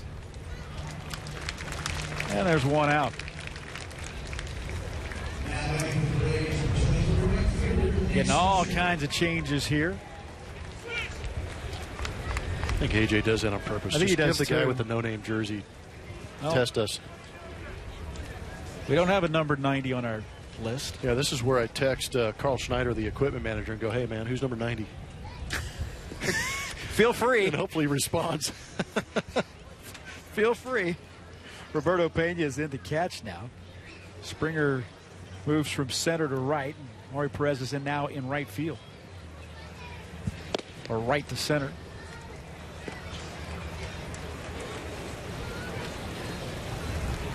Just got word that Jason Martin.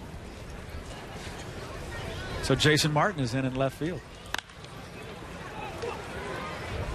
Here's Perez in right. Shading the eyes, makes the play. And there's 2 away. 2 outs for the Braves here in the 6th inning.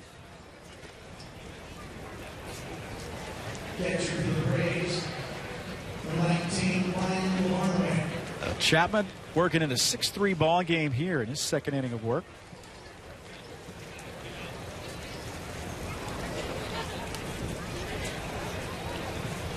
The Atlanta Braves, again, that great run through the National League East, but this could be a different set of years for the Atlanta Braves.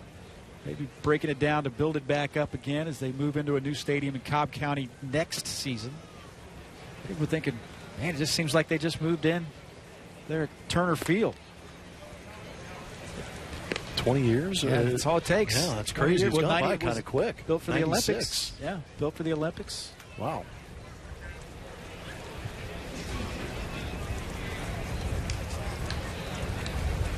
Two balls, no strikes, and 2 outs here. There's a swing and a miss.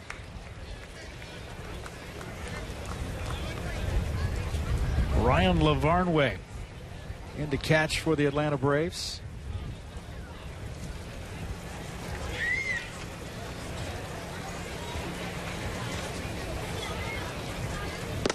That's inside to Lavarnway.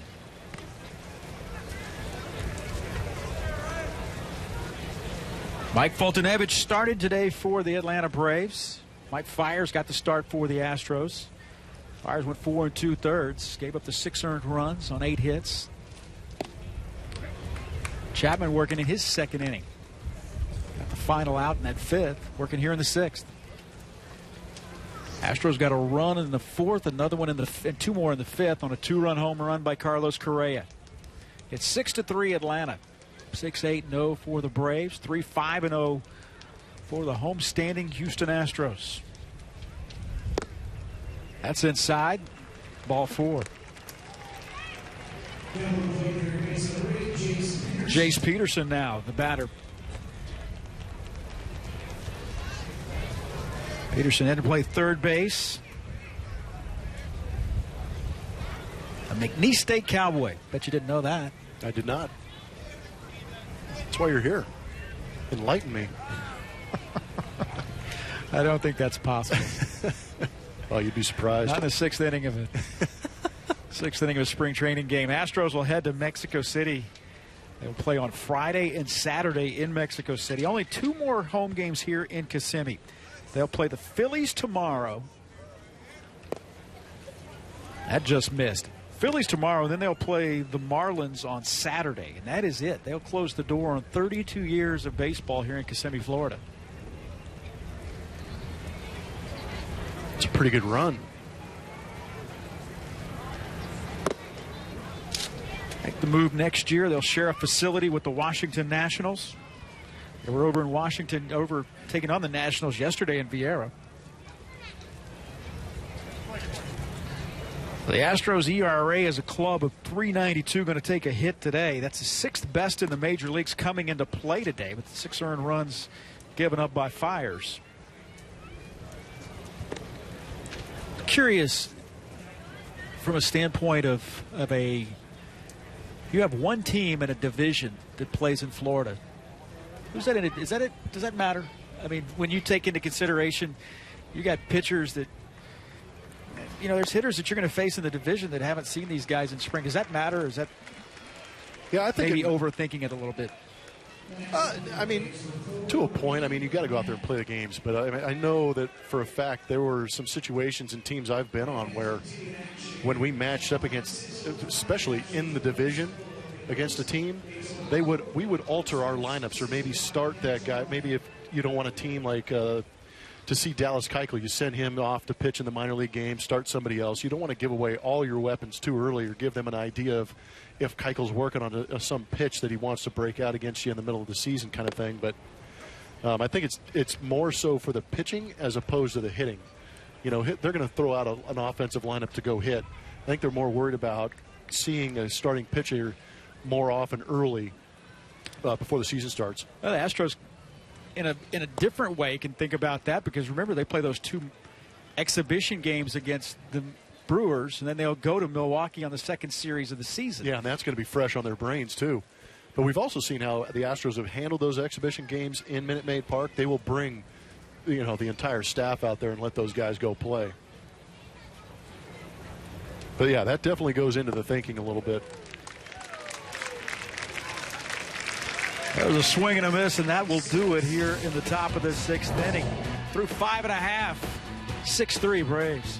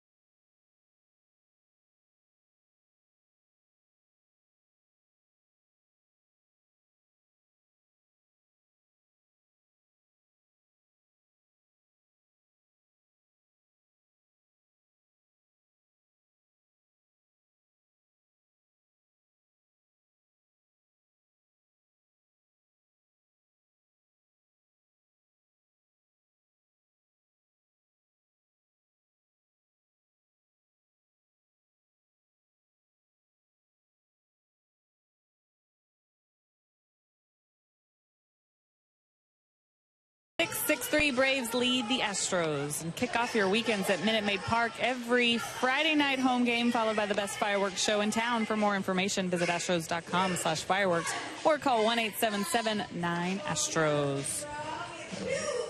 All right, we're talking predictions for the divisions throughout Major League Baseball. We were forced to go on the record this morning and last night. Wait, so look at us. It's spring training. It's unofficial. I'm the lone wolf with the Central. Let everybody write this down and call us out later, right? Is that how this works? So the Central Division is the only thing that differs. Yeah, you went Royals and Pirates, huh? What are you seeing in the Pirates? Nothing. I just thought Nothing. you know what I saw in the Pirates? I saw that you both picked the Cubs. Oh yeah. Actually, I didn't. Actually, I got my picks in right after Blummer did. So. I didn't look at your predictions, but this is very interesting. Oh, I went on. Yeah, there was exhaustive research on my part. Yeah, you were grinding this one out. I was. There's something you know that we don't. Oh. I like the Royals to be in the playoffs for sure, but the Indians intrigue me. I think it could be a fun year watching those guys. I like Carrasco. I like Kluber. Yeah, you're easily intrigued. Here's Valbuena, beg your pardon. So Valbuena leads it off here in the bottom of the 6th inning. 6-3. The Atlanta Braves on top of the Astros. It's in there for a strike. How do you feel about everybody picking the Astros to win it all? It's a pretty bold statement. I mean, I know the Cubs, up-and-comers also. But could you imagine a Cubs-Astros World Series? You can imagine it would be bizarre. Yeah, I mean, well, it'd be, talk about two teams that have come a long way in a short period of time, and two teams that really broke it down to build it back up. Man, yeah. And you know how in a copycat world of professional sports, now all of a sudden you might be seeing other teams doing the same thing. A little easier maybe to sell to their fans to say, you know what? Look at what the Astros or the Cubs did, right? Use Edmonds as an example. A couple of years of pain is worth a decade of prosperity, and that's what they might be selling down the road. Don't you guys want to see that division play out with the Brewers and the Reds, and everyone's expected to beat up on those teams? It's almost like who's going to get the most wins against those teams that will end up winning that division. That's going to happen. Yep, and it's but that's just the luck of the draw. You know, you go back to the late 90s whenever interleague play had just started. And the Astros had a huge advantage back then because interleague play was division against division. So Central played Central. And, you played a lot of games against some really bad Royals teams back then. You played some teams, the White Sox had some struggling years. Valbuena dumps in for a single. You had some teams in the American League Central that really weren't very good. Now Duffy will come in to run. And Valbuena's day is done. But it was luck of the draw. It just happened to be. Yeah, if you're playing in the National League East and you had to go play the American League East in interleague play, that wasn't fun. Yeah, and it is. You're lucky in a sense to have that schedule balance out that way, but at the same time, you got to go out there and pound on those teams and take advantage of those and win those ball games. But I agree. There could be, it could be a Cardinal team with 97 wins and a Cub team with 101 in that division. That's incredible how that could turn out. And I'm always afraid that. Again, you talk about a division that wasn't very long ago that it wasn't very good, and now, the Pirates have learned how to win. Yeah, the Cardinals are the Cardinals, and as soon as you're going to win. Yeah, I mean, how about picking up Wainwright? Nobody ever talks about. I guess everybody has been saying, "Oh, the Cardinals were quiet this offseason." Did they really have to go out and get a guy when they got Wainwright coming back? Absolutely. And when you take into consideration what they did last year, really without him. Yep. Where did Jeff Luhnow come from? There you go. Braves on top 6-3 here. Valbuena gives way to Matt Duffy at first base, and Marwin Gonzalez stands in for his third at bat. He had an RBI single back in the 4th inning. Scored Carlos Correa. Correa would later hit a 2-run home run to provide the Astros with their 3 runs. Here's the pitch. It's a low ball.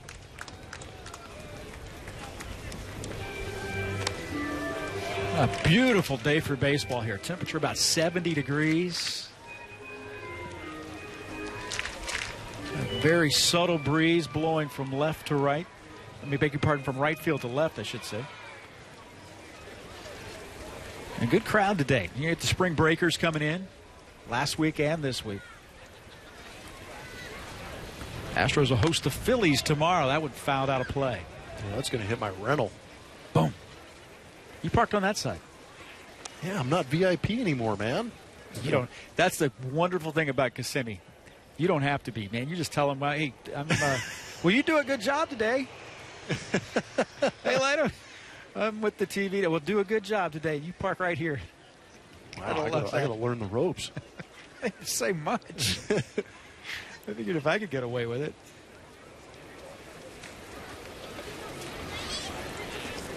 A 3-1 to Marwin. Duffy takes his lead from first. Ball 4, 2 men on. Runners at first and second for Tyler White, who pinch hit for Preston Tucker back in the 4th inning and walked.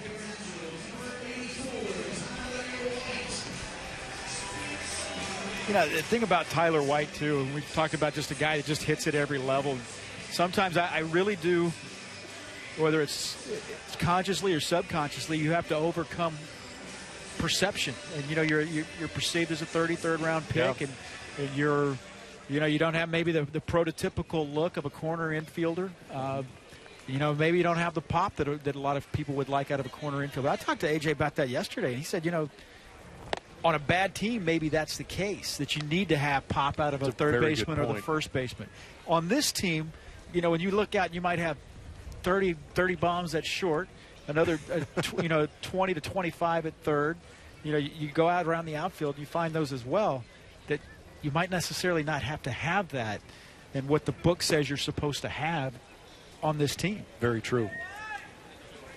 That's a great point. I mean, it is a good spot for AJ to be in, that he can have these rookie guys who are good hitters come up and not have the expectation put on them to just go out there and help this team win. And it's so much easier as a hitter to just be able to put the team first and not worry about getting your personal numbers up. That's in there for a strike. 1 ball, 2 strikes. Manny Banuelos has come on for the Atlanta Braves in relief of Mike Fultonevich.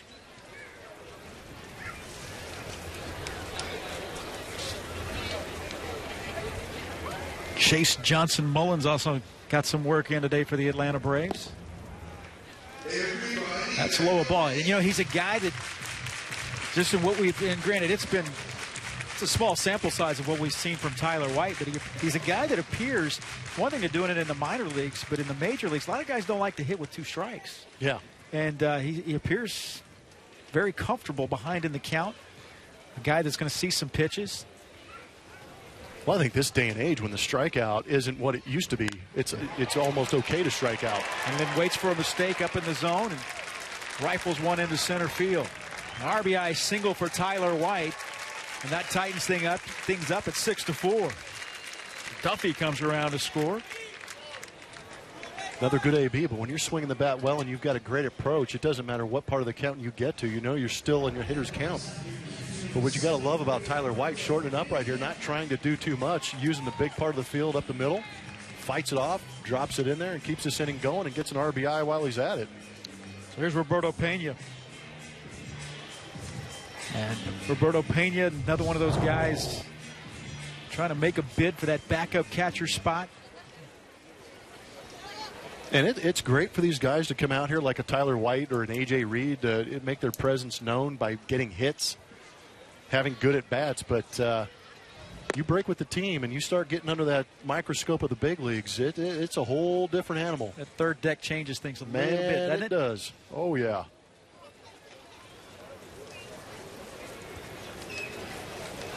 Braves leading 6-4. Roberto Pena got off the end of the bat, and there's one out.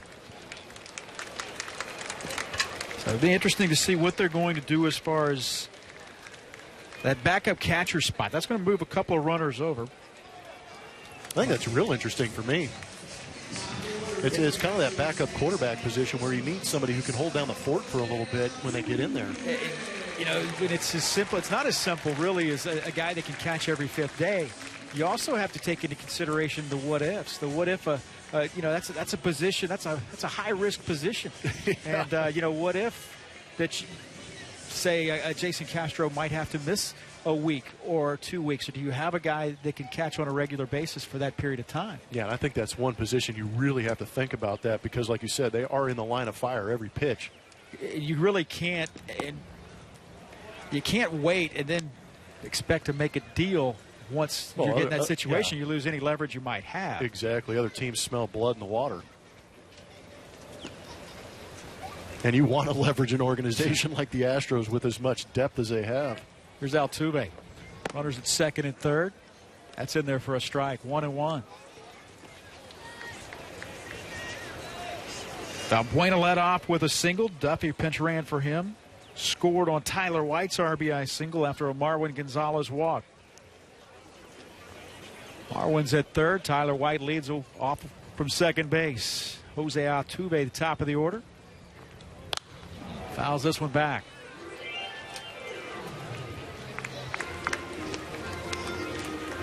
How's the blog going? You enjoying the blog? Yeah.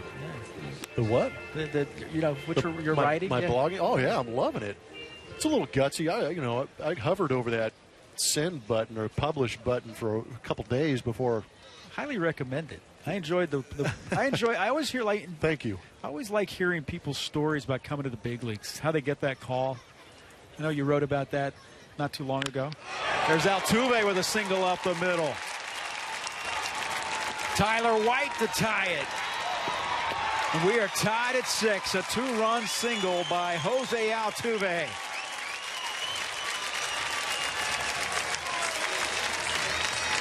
Two strike hits by the Astros Yep. back-to-back. Oh, I'm sorry, not back-to-back, but in this inning, expect nothing less out of Altuve, treating this much like a regular season game, getting a pitch elevated, able to drive it back up the middle. And I love the fact that Gary Pettis is aggressive, especially here in spring. Test these guys. Tyler White, send them, see what happens. Joe Sclafani comes in and pinch runs for Jose Altuve. And the Astros right back in this thing. 2-run home run in the 5th, and now they've scored 3 in the 6th to tie it.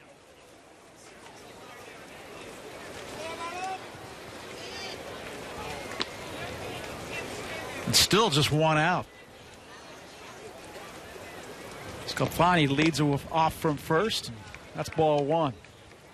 I appreciate you bringing up the blog and talking about those things and being able to write about those experiences. It's awesome because now that I'm retired, I can actually sit back and, like, in retrospect, look at it, enjoy it, think about it, and just, get it out there. If you had anything, I know you guys were talking about this the other day, to go back and do it over again, and I think a lot of people have the same mentality. It's easier to do when you look at it in retrospect. Go back into the game would be enjoy it a little bit more. Yeah, well, enjoyed it. I know you enjoyed it. I had a blast playing. Towards the end, it got a little rough just because the body started to falter a little bit and it wasn't reacting the way I had hoped. But I tried to have as much fun as I did have. I might have taken a little more advantage of the relationships in the clubhouse a little bit more and gotten to know some of those guys a little bit better. Maybe that's about it.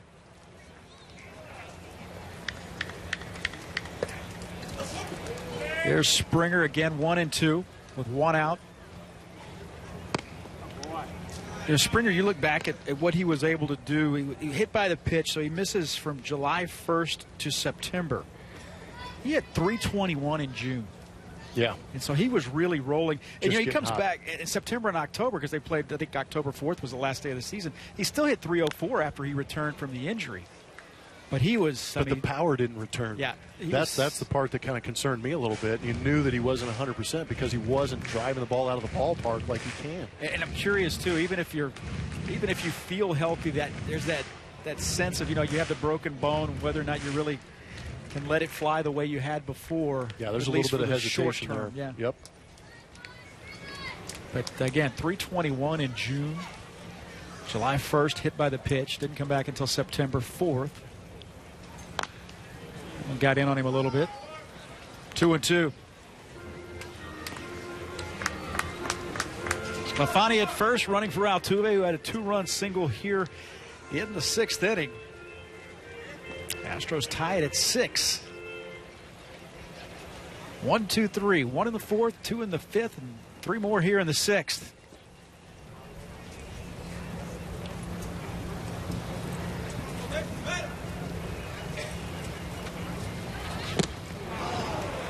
A swing and a miss and got him. Springer looked back. Home plate umpire Jerry Lane. Can't help you out. Carlos Correa. Look at this. Last time up. It's not a bad pitch. No, it's down in the zone. Maybe caught a little too much of the plate, but still driven to center field. Ball hit about a quarter of the way up on the batting eye. Just to the left, just to the center field side of the 410 sign.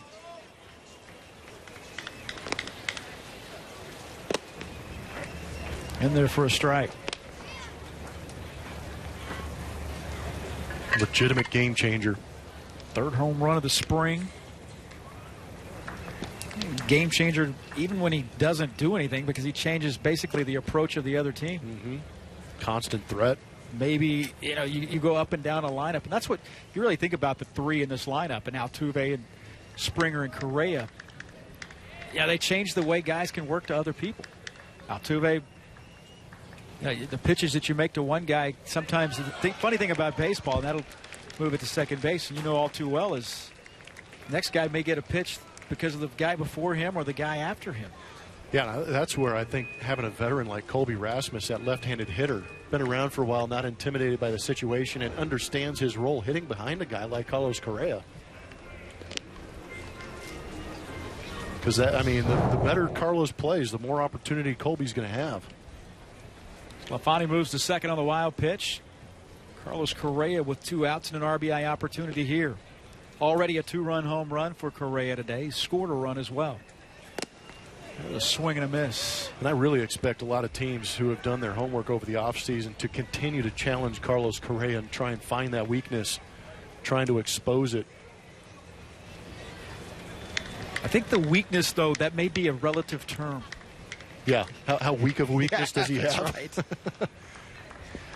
His weakness may be a very big strength for someone else. Misses outside. Close pitch from Banuelos. Where is he going to do the least amount of damage against me? Pick your spots. Pick your poison. Because he's still young enough. Yeah, rookie of the year. He's got the numbers, but there's something about baseball that you continually have to go out there and prove your worth. Will Harris warming up for the Astros. Draws a walk. Another thing, too, is that was an at-bat there with a couple of close misses from Banuelos. Is the more you get that reputation, the more you have that reputation. You know what I mean? And all of a sudden, that's not a strike. He doesn't think it's a strike, neither do I. Yeah, nobody wants to ring up a guy like Carlos, do they? Correa, the pinch runner, comes in. And a pitching change. Here's the Braves go to their 4th pitcher of the day. So Jose Ramirez comes in. We'll take a break. Tell you about it when we come back. 6-6. Ma, Pa.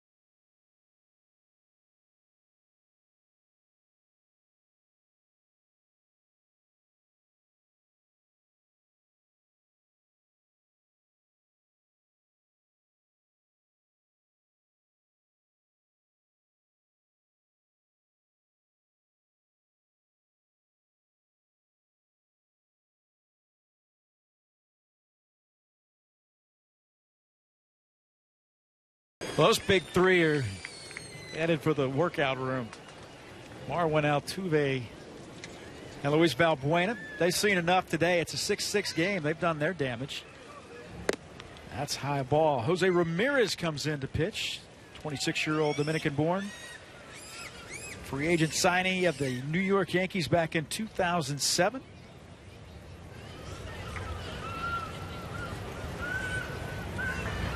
He was traded to the Seattle Mariners in 2015, and the Mariners sent him to the Atlanta Braves for a player to be named later. Now working here in the 6th inning. The Astros with a run in the 4th, 2 in the 5th, and 3 here in the 6th. It's tied this game at 6. Perez fouls this one down the right field line.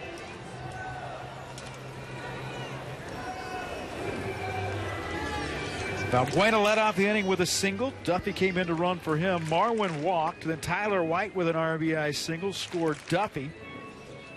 Jose Altuve with a 2-run single. That came with 1 out here in the 6th. Springer struck out. Carlos Correa walked. Running for him. Here's Yuri Perez.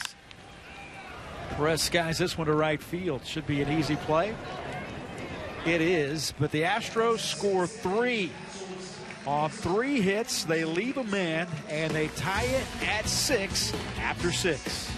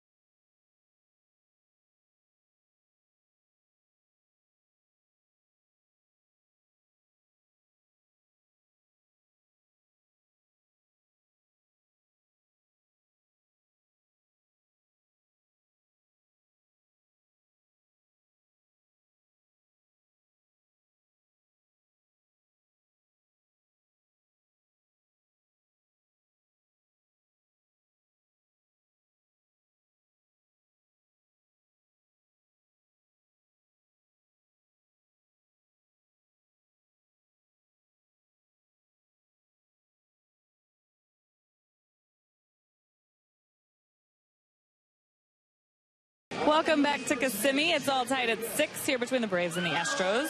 And Houston Astros season tickets are on sale now. Enjoy some of the best seats at Minute Maid Park. Save money and receive great benefits throughout the season. Join us this Saturday at Minute Maid Park for an open house and a clubhouse tour for potential season ticket holders. RSVP by calling 1-877-9-ASTROS.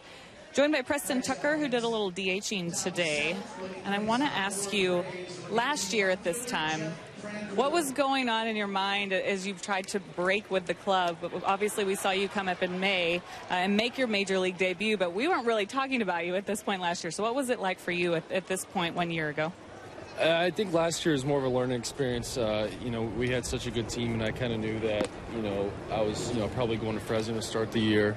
So I was just trying to prepare myself for that, kind of, learn the ropes, get comfortable with, the teammates, the coaching staff, and really playing at the big league level. And I think, it was a big learning experience for me, and it definitely got me ready for, the start of the season. So how much more comfortable and confident were you coming in here to the 2016 spring training? I'm a lot more comfortable. It's a lot more fun here. It's loose, and it's nice to have the same core group of guys back, have a lot of young guys with a lot of talent, and some of the older guys are, I've learned a lot from them. So I think, we're having a great time right now, and I definitely feel like there's, everyone's, more excited for the season.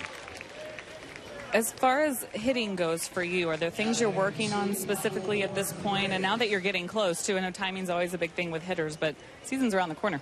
Exactly. Yeah, the off season, I try to work on more mechanics. I think that's really the time for that. If there's anything I need to clean up, spring training, it's more approach. I think really just zoning in, trying to swing at strikes, getting in plus counts and trying to do damage in those counts has been big for me. And I think it's starting to show. I'm normally a slow starter, but I think I've been locked in a little bit more this spring, and getting more plus counts and doing damage in those counts. I mentioned that you came up in May and were able to make an impact early on. So what would it mean for you to be on that opening day roster this time around? It'd be great. Obviously it'd be my first time, and I think it's cool because we're opening up in Yankee Stadium, and that'd be an unreal experience. And also going back to Houston, having the fans so excited about this year, and being in the playoffs last year, I think everyone's real excited for us to get back to Minute Maid, and it'd be an unbelievable experience. And I'm really looking forward to hopefully getting the opportunity and helping us win some ball games. You were a young guy not that long ago. Are there some young names that you can tell me about that have surprised you, impressed you this spring? Well, most of the guys a lot of the impressive guys on this team are younger than me. But one of the guys we didn't see last year, he's playing right now, is Tyler White. I think he's got a. George is really impressive too. I'm going to change my answer. George is really impressive. But a lot of the young guys, AJ Reed and Tyler White, Matt Duffy, we didn't get to see a lot of last year. I think, they all, they've, gone past expectations, and they've done great this spring, and I think they're really going to help us down the stretch this year. Thank you so much for the time, and thanks for calling that for us right there. Yes, thanks for having me. Guys, up to you. And thank you, George Springer, for the play of the game. That was insane. Wow. Michael Bourne, a guy that's done that a few times in his career, hitting one in the gap. And for a guy that can run even in spring training, you get that ball scoots by George Springer. That's going all the way to the wall, and you might have a rare triple to left center field. That was awesome. It was. 2-0 to Flowers. Right field, center field. As long as it's diving like that, not into the walls, we're good. Yeah, it's just so true. As much as you want to see that happen, you almost hold your breath. Will Harris into work for the Astros here with 2 outs. Harris making his 5th appearance of the spring, first since St. Patrick's Day. And Harris, just such a huge part of this team a year ago. And while he struggled in September, and the story is all too well told as far as the postseason is concerned, you never get that opportunity if not for Harris. And the Astros and the Royals had the best bullpens all season long. And, you don't get there without a guy like Will Harrison. He was just absolutely phenomenal last year. Another one of those miraculous waiver pickups. Yeah.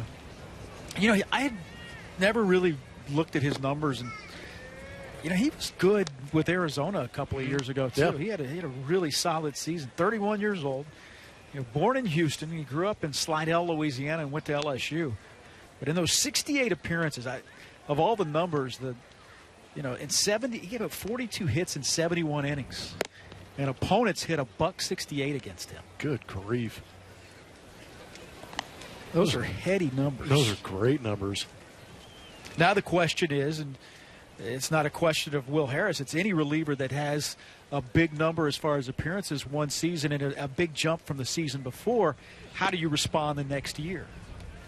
And that's up to A.J. Hinch, too. He's got to do a good job of managing those guys. I think bringing Giles into that bullpen mix is going to create some opportunities to give those guys maybe some extra days off, because that was a heavy workload.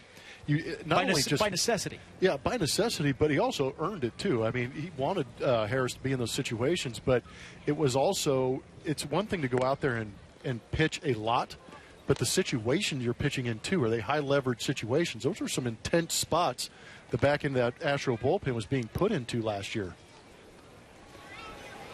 And I say that meaning that they are a little more taxing than just a normal outing. There's the 3-1. Fouled off.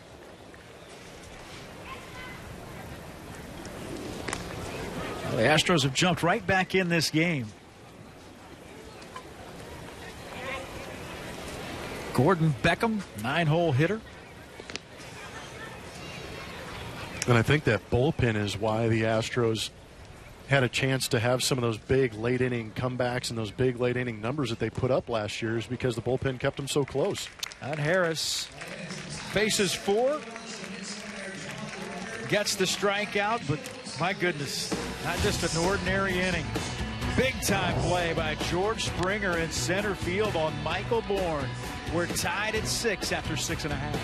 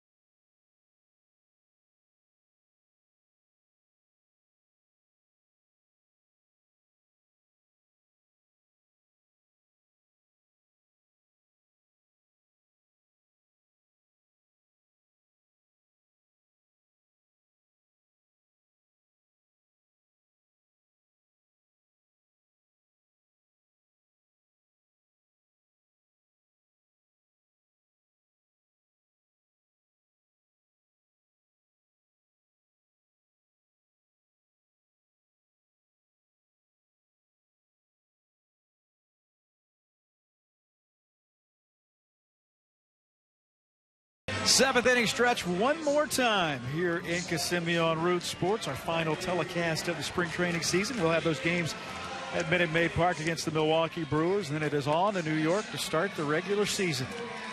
Evan Eschenfelder and Jeff Blum with you here in Kissimmee alongside Julia Morales. Jason Martin will be leading it off here in the seventh inning.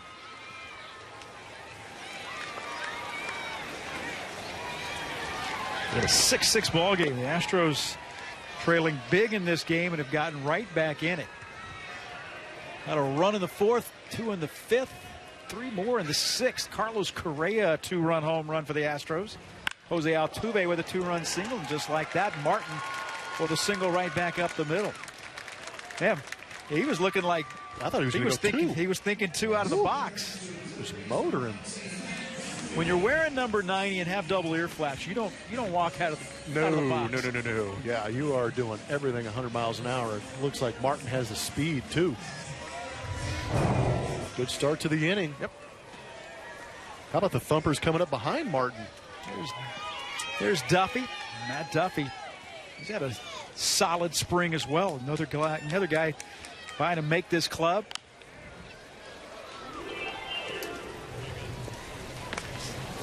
PCL Player of the Year a year ago. And again, the numbers that you look at with the Astros, and you see 194, how's he having a solid spring? You're looking at a guy driving in runs, hitting the ball out of the ballpark, and that's what the Astros look at.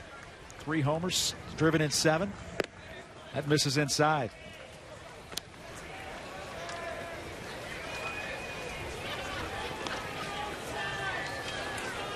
I think interesting, too, the way Martin got out of that box.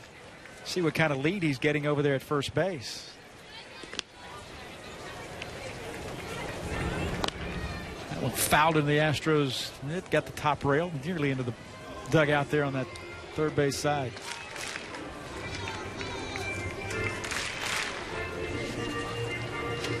Get him in scoring position. That was the sign. Yeah. Get him over, get him in. I like the strategy. Mike Fultonevich and Mike Fiers started this game. Fiers starting for the Astros, went 4 2/3. Runner goes. This one sky to right field. Now he's going to have to. Oh, that's a fair ball. And it bounces up into the stands. That's a tough read.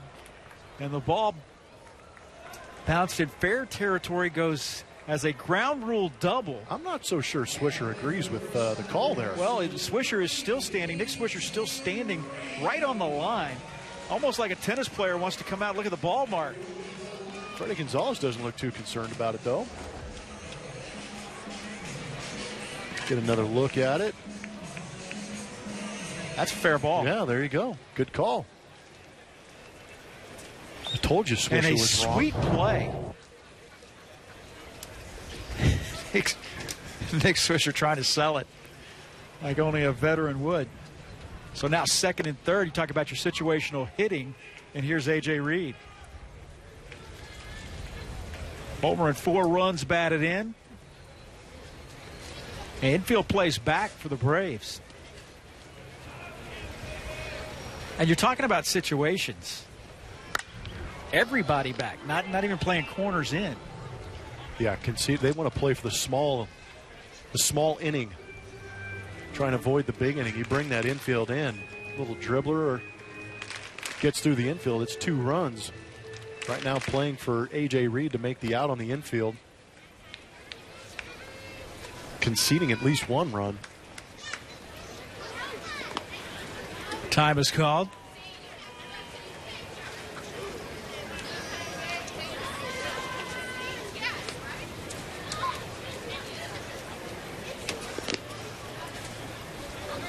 A.J. Reed, the 1-1. That's way outside a ball. 2-1. Kind of interesting having Duffy, A.J. Reed, and then on deck is Tyler White. All guys that are in that first base mix. Don't have to wait long to get to see them all at once, right? Compare and contrast. Tyler White's already got an RBI single in this ball game. That missed outside as well. Another good AB, too, by A.J. Reed. Comfortable right there. That's a good take, not offering at that 2-1 off-speed pitch. Now he's got himself in a 3-1 count. I would think that would be one of the harder things to learn as a young hitter. I fell into that trap. I was over-aggressive, especially with guys in scoring position. Now that's an aggressive swing there, and that ball is hit deep. Caught by Michael Bourne, but a sacrifice fly is going to get the lead run ahead.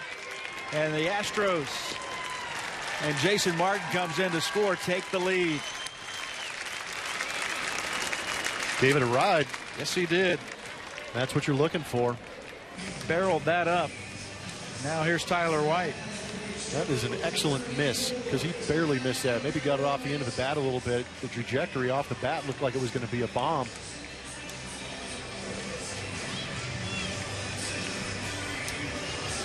With that go-ahead run driven in. Quality at bat, A.J. Reed. Well, Tyler White's had a couple of those. He walked in the 4th inning, and then he had an RBI single in the 5th and would later score. That's in there for a strike. The Astros take the lead again. Run in the 4th, 2 in the 5th, 3 in the 6th, and now they add 1 here in the 7th inning. Now the infield comes in, and Tyler White lifts that one to center field. Bourne coming on. It'll fall in front of him. And Duffy scores. Made a good read on that on what was not an easy read for Duffy, and the Astros get 2 across here in the 7th inning with 1 out. And Tyler White with another base hit RBI. Yep. Duffy actually a good base running decision there at third base. With Bourne coming in, probably not going to tag up, so creeping down that third base line a little bit just in case something like this happened where Bourne was able to get to it. As soon as he saw it drop, took off for home. Good base running. Well, there are the updated numbers. Tyler White now hitting .333, and he's driven in 9. A.J. Reed just drove in his 5th run of the season on that sacrifice fly. Production. Saw them all in this inning. Duffy, Reed, and Tyler White, and back-to-back-to-back at bats. And a walk, a sac fly, and an RBI single.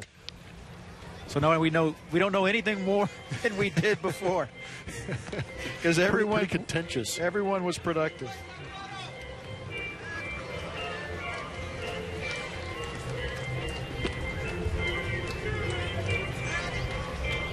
Am I the only one that's, I don't know, I don't know. This is where, as a broadcaster, you get kind of stuck in that weird position because if you don't bring it up, it's kind of the elephant in the room. But the first guy on that list, John Singleton, coming into spring training, he was the man. And yet we have yet to see him in this game. We've seen everybody else. Kind of makes you wonder a little bit. I mean, we can speculate up here, obviously. The decision is in the manager's hands, the front office's hands, but inconspicuously not there. Roberto Pena with a single to left. Hits just keep coming here in the 7th inning for the Astros. 1st and 2nd now. And Sclafani will hit.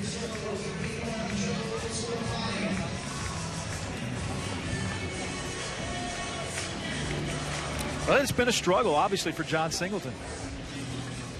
It's a big spring for him. Yeah, the real opportunity was this spring training for John Singleton to take some of those AAA numbers, those big AAA numbers that he has, and bring them to the big leagues. Just for whatever reason, it has not translated. Chris Carter going via free agency to the Milwaukee Brewers opened up a big opportunity for John to go out there and get it. And there's still 10 days left. Who's to say he doesn't just go on an absolute tear, but the guys in front of him have really stepped up. Well, if he does, it's going to have to be a big flip of the coin, because he really struggled out of the gate for this club. And he knew all eyes were on him. And sometimes, the pressure is amplified not by your lack of production, but by the production of others. Stealing a little bit of that thunder. And Tyler White is just flat produced. And Marwin is Marwin, and he can play.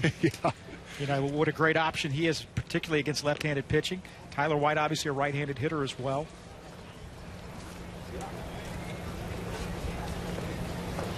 Sclafani hits this one the opposite way, and well.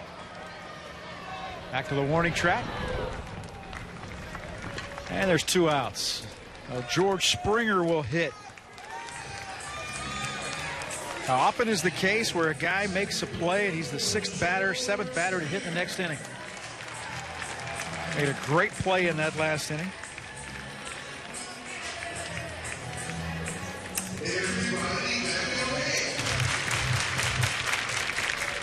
This is Springer's 5th at bat. Flied out in the 1st and the 3rd. Hit an absolute C at Gordon Beckham in the 5th inning, lined out to the shortstop, and then struck out looking in the 6th. There's a swing and a miss.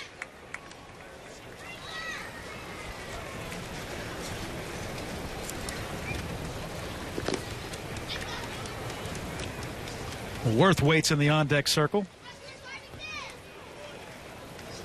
Astros with 2 in the inning and lead 8-6. A breaking ball that's in there for a strike. Pretty nasty. It was filthy.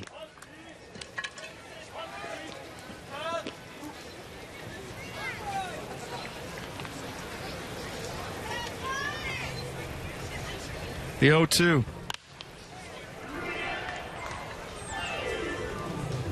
I might think about going right back to what I threw the pitch before. Yeah, no kidding. If you could repeat that. Yeah, that's the it's a good weapon. That's the issue. Say, why don't you just throw it again?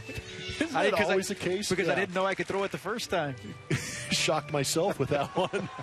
Oh, did you see that? How am I supposed to repeat something I had no idea I had?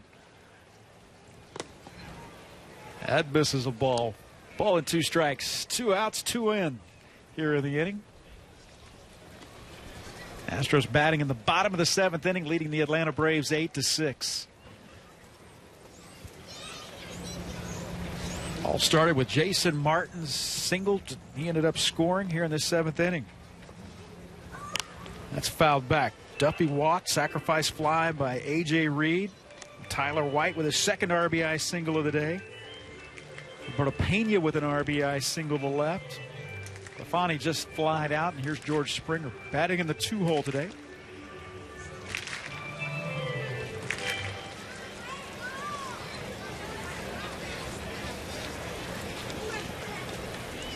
The 1-2. Woo. Man, buckled his belt there.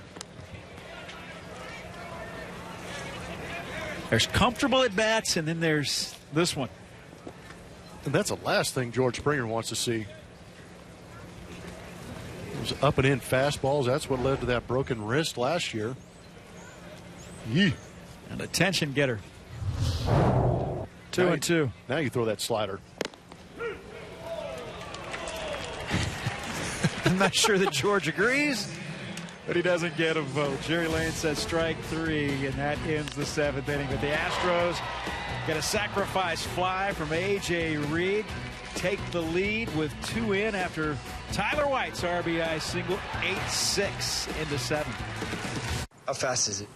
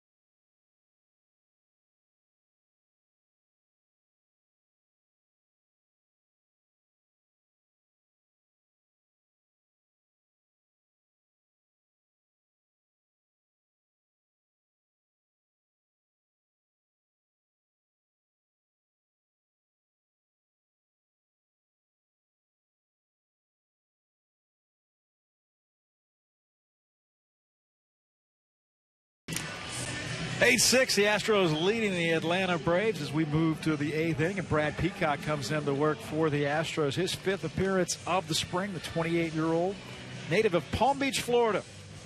Made a couple of starts here in the spring. 0-1, 5 earned runs in 6 2/3. The number that he needs to work on, and it's going to, either keep him out of the big leagues or help him get to the big leagues. The 6 walks in just 6 in the third innings. Yeah, that's not a good sign. And I understand there were issues, bone spurs, nerve issues, but at the same time, you really would hope that at this point in spring training that a guy like Brad Peacock would find that release point and be able to throw consistent strikes, because walks are nobody's friend. Blake Lally will lead it off. Moran is at third. As Colin Moran comes into the ballgame, Duffy moves from third to left field. Perez moves from right to center.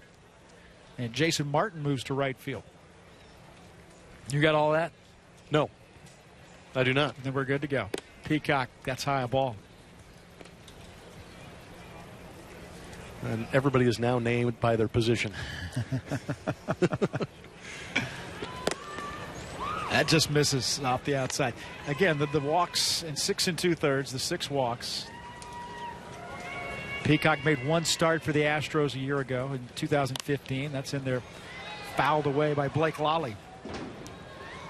1 appearance in 2015 was on April 15th. He went 5 innings in a loss to the Oakland A's. Came over in a deal in February of 2013 for Chris Carter. Max Stassi were also in that deal. And one of the 6 or 7 times that Jed Lowry has been traded from the Astros to the A's, or at least it seems. Repeat offender. Yep. Jed Lowry and Fernando Rodriguez. Nando. In that deal. Yep. Lally grounds out one to second. Lafani throws him out.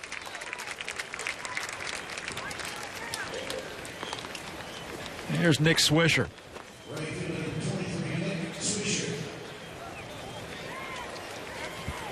This is the most I've ever kept score of a spring training game.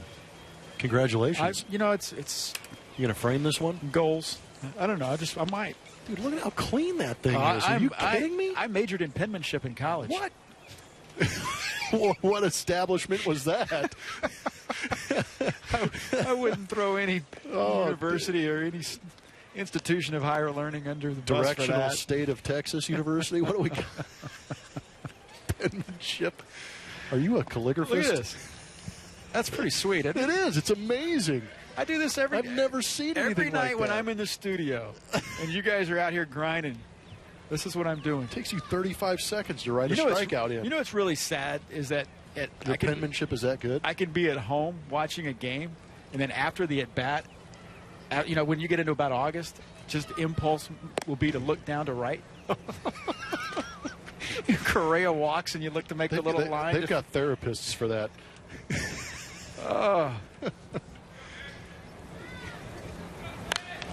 That one fouled back. That would make it my car. Actually, it's not my car, but the one I'm driving. 8-6, the Astros lead it. They have put together some big numbers here in the late innings. Run in the 4th, 2 in the 5th, 3 in the 6th, and then 2 more in the 7th. And Swisher draws a walk. 7th walk of the spring issued by Brad Peacock. Just can't avoid it.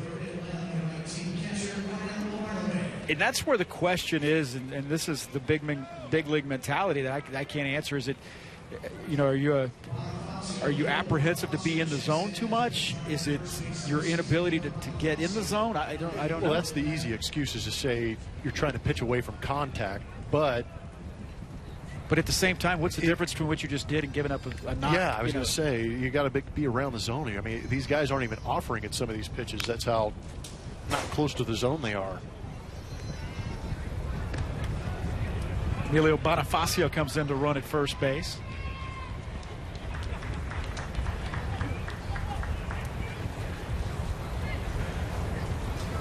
Jace Peterson. The joy of spring training baseball. Up. Not Jace Peterson. Lavarnway. Yeah, Lavarnway. Catcher. Ryan Lavarnway. Matter of fact, it's his second at bat.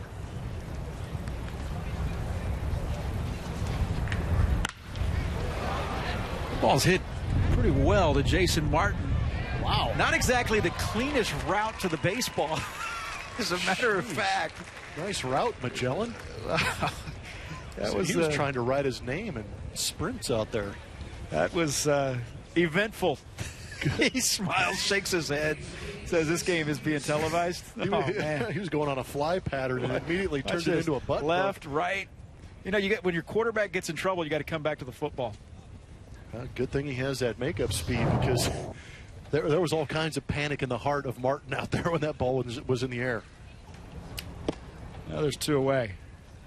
Now Jace Peterson.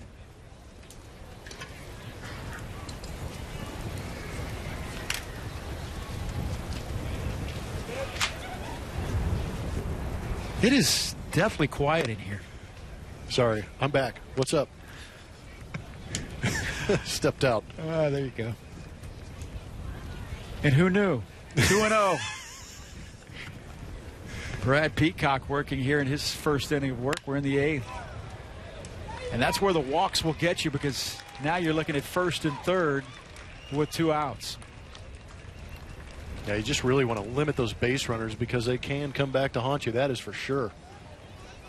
But again, we talked about how wild he has been with the walks going up, but at the same time, when he tries to get back in the zone, they sometimes are more hittable pitches. All right, I quit. What happened now? Is that thing getting messy? You were sitting there pumping up your penmanship. And now Directional University of Southeastern Texas is concerned about the degree they gave you. I missed somebody somewhere. So we're winging it as if there's been any difference. We're winging it from here on out. In your defense, when the travel team gives you 2 back-to-back sheets of names, that creates a problem. Exactly. A.J. Reed takes care of things in the 8th inning as Brad Peacock gets through it. 8-6, Astros lead middle of the 8th. So TJ bought you an ultimate chicken?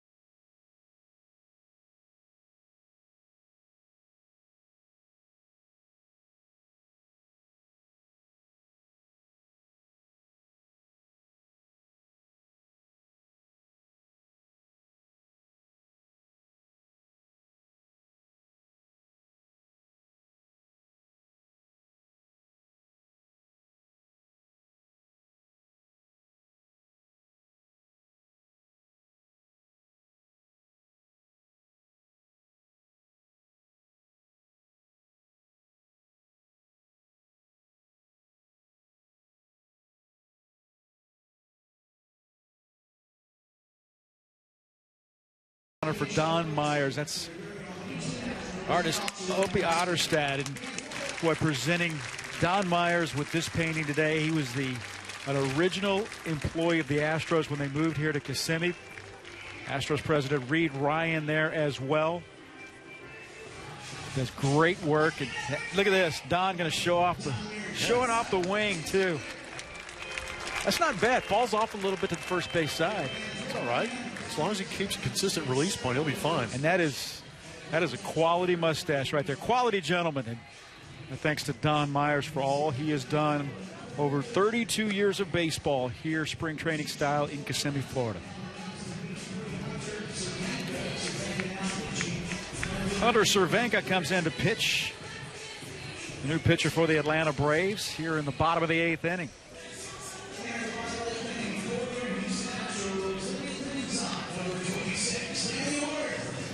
And Danny Worth will be the hitter.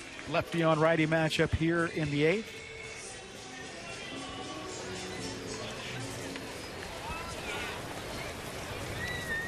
The Astros did their scoring late in this ball game, and it has been in rapid fire session as they have really gotten it done. Here's Danny Worth, a guy looking to, he's one of those guys looking to, if not here, trying to impress others as well, getting his opportunities here in spring training.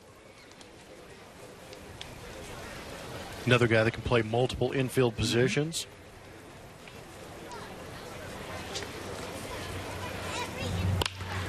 That one right at the second baseman, and there's one out. And Yuri Perez will bat.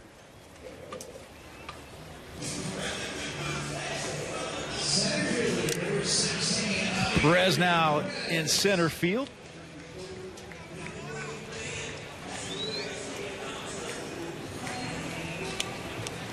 In the bottom of the 8th inning. Astros just 2 more preseason games here, spring training games in Kissimmee, Florida. We'll close up shop here in Kissimmee, move down the road. Starting in 2017.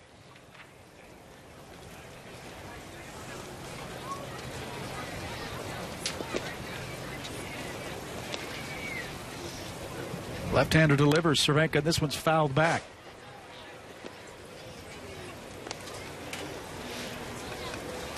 Your first trip to spring training, what do you remember most about it? Or was your head kind of spinning? And No, I was definitely, my head was spinning a little bit. It was my first big league camp was actually down in West Palm Beach with the Expos, and my locker mate was Mike Maddox. Pitching coach with the Nationals. We saw him yesterday. Yep, good dude. Kind of weird, like his brother Greg. Good jokester. Kept me on my toes. But I walk into the weight room the first day, and who's in there pumping iron other than Jose Canseco? Chucky Carr was leading off for us. I was turning double plays with Mickey Morandini. Wow. Yeah, so there were some interesting names in that clubhouse, but it was definitely one of those situations where I was just in awe of what was going on around me. Cervenka, a young man from the Houston area, Baytown, Texas, went to Baytown Sterling High School. 27th round draft pick of the Boston Red Sox. That was back in the 2008 amateur draft. Pitched in Iowa last year at AAA for the Chicago Cubs. And Gwinnett for the Atlanta Braves. Mickey Morandini. What's a name out of the past? He could fill up the back of a jersey, couldn't he? Oh, yeah, Kinda like could, Eschenfelder. Yeah. Exactly. Plenty of stitching going on. I think people kind of miss baseball in Montreal.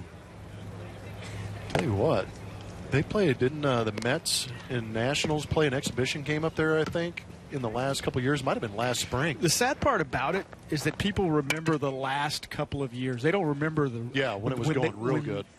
And if there was ever that the work stoppage, if there was a club that the work stoppage of '94 affected more than any, it was the Montreal Expos. Absolutely. Because baseball's landscape changed after that completely. They had the best. If memory serves, did they not have the best record in baseball when the work stoppage hit? I mean, and that was an epic year, not only for Montreal, but how about for Jeff Bagwell? Yeah.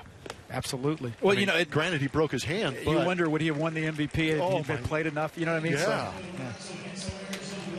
We go to the 9th. Astros leading 8-6.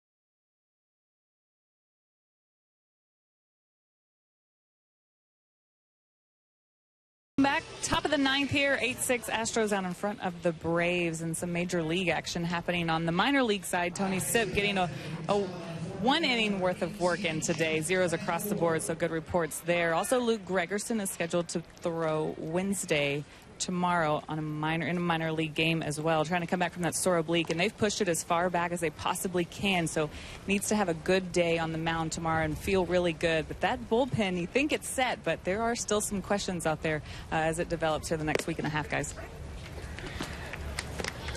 Oh, we will see, Julia, and again, it's into that bullpen. It's going to be, that's another one of those spots that, you know, with Luke Gregerson really not throwing in a major league game yet. And AJ was talking about that before, and like you said, he talked about that. Interesting to see how he's going to be tested. He wants him to get with some adrenaline and throwing in a, albeit spring training, but a major league spring training game. And just for peace of mind, too, to get him out on the big league mound. For both sides. Yeah. For both. Not only the, you know, for Gregerson as well. And I'm sure he'd like to see Ken Giles in the same way, go out there and have a couple of clean outings before going into that season. Well, again, the Astros will head off to Mexico City. They've got the Philadelphia Phillies here at Kissimmee tomorrow. Then Thursday and Friday, they will play split squad games with the Mets and the Atlanta Braves. That's over at Port St. Lucie and at Disney. While that split squad, the other part of that split squad, will be in Mexico City taking on the Padres.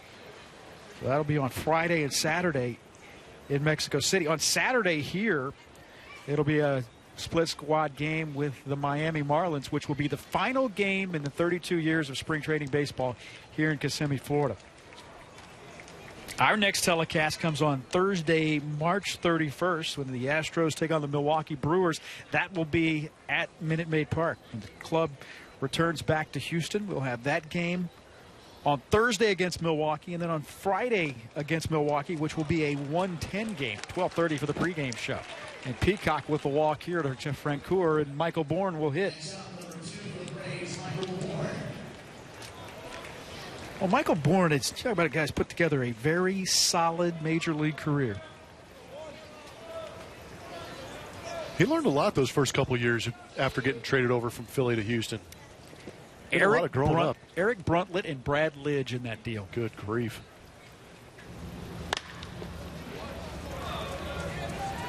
It's a big trade.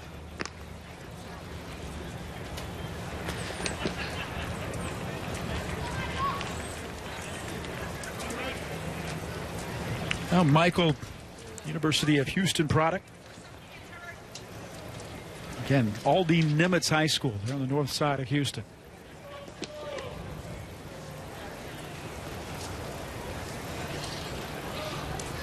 Peacock yanks that one inside. 1-1. Still struggling to find the location. And still obviously cuts to be made for this team and decisions to be made. And, you know, the good thing is it's not process of elimination decisions like it has been, not necessarily last year, but you go back before that. Process of elimination, it was like, you know, it's going to be this guy because this guy can't play. Here it's this guy's a little bit better than the other guy that was pretty good. Yeah. And that's the kind of choices that winning clubs have and have to make. Bourne hits that one into right field. Jason Martin comes over to play it. And it's first and third with nobody out.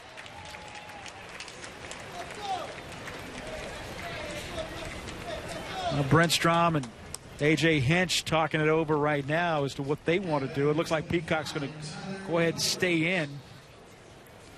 We're in the ninth, 8-6. The Astros leading the Atlanta Braves. Astros putting some runs on the board late in this ball game. Did all of their scoring in the 4th, 5th, 6th, and 7th innings.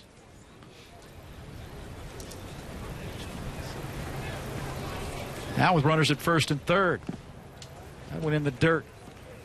Now, in a spring training situation, with a runner at first and the speed of Michael Bourne, nobody out here. Brain Trust thinking this one over. one fouled away. Whatever you can throw to get a ground ball right here would be huge. And to what you were saying, do it before Michael Bourne takes off. Yeah, that's. I'm thinking about it more from the Braves standpoint. You start the runner and try to get yourself out of a double play situation with a catcher and Flowers batting. Misses there, 2-1.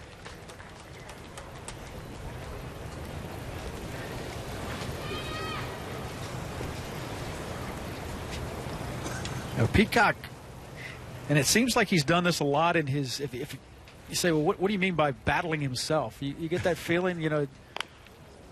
That ball's cued over to the right side. No, that's a really good report on exactly what's going on. Just fighting himself to find that release point in order to be consistent.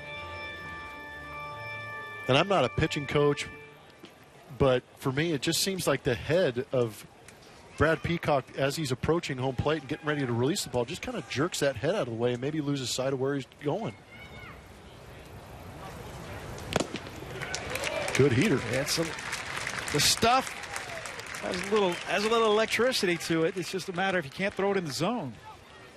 Now there's one away. Gordon Beckham, the number 9 hitter.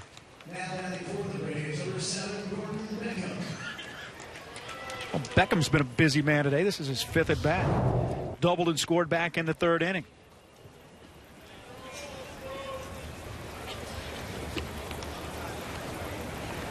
Blake Lally waits on deck. 1 out. That's outside a ball.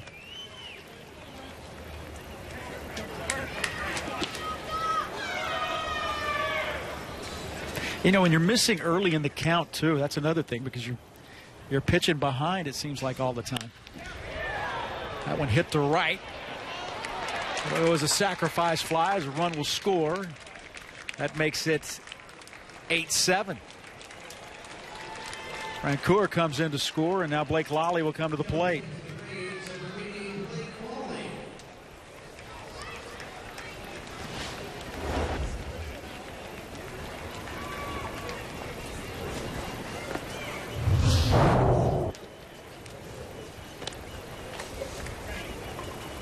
Bonifacio waits on deck with 2 outs here in the 9th inning. I was being kind of selfish, but I wanted to see James Hoyt pitch. I see him down in the bullpen loosening up.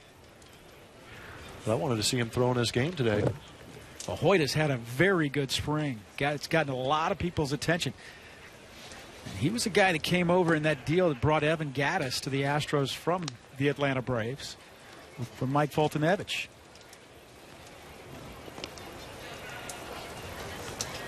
I have a feeling he's not going to be wearing a number that high very long. I agree. That misses upstairs, 2-0. I mean, I haven't been keeping exact track of it. It seems like Peacock has pitched behind in the count a lot. Yeah.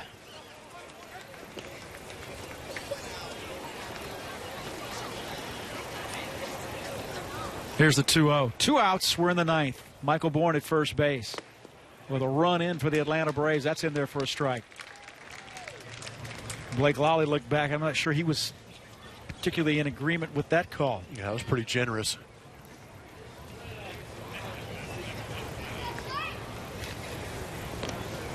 Astros looking for their 12th win of the spring.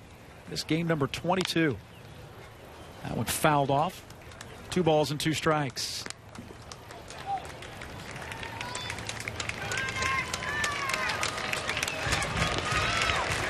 Well, I'm not sure that we answered any questions today that we didn't know before. And if anything, you know, guys that needed to step up, stepped up. Thought it was interesting. We got a chance to see Duffy Reed and Tyler White all bat in succession and all produced in the same inning. That was pretty impressive.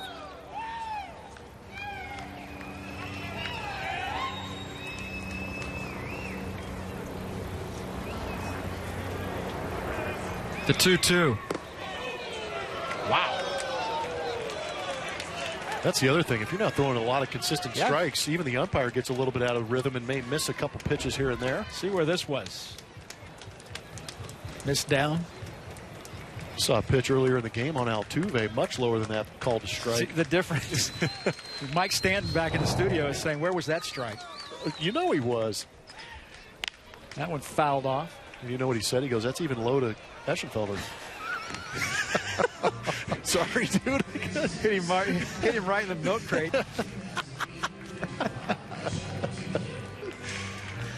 3 balls, 2 strikes, and 2 outs here in the 9th. Astros leading the Braves 8-7. Michael Bourne will be off with the pitch.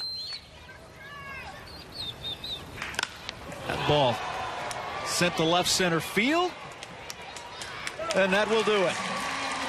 Astros get their 12th win of the spring. They score late and score often, and they beat the Atlanta Braves. Impressive offensive performance after you got past Fulton Evich. Astros went to work and got done what they needed to get done in this game. Your impressions that you take away from this one? It's good to see the offense going, and again, we got to set a chance to see the depth that the Houston Astros have. A lot of guys getting in there.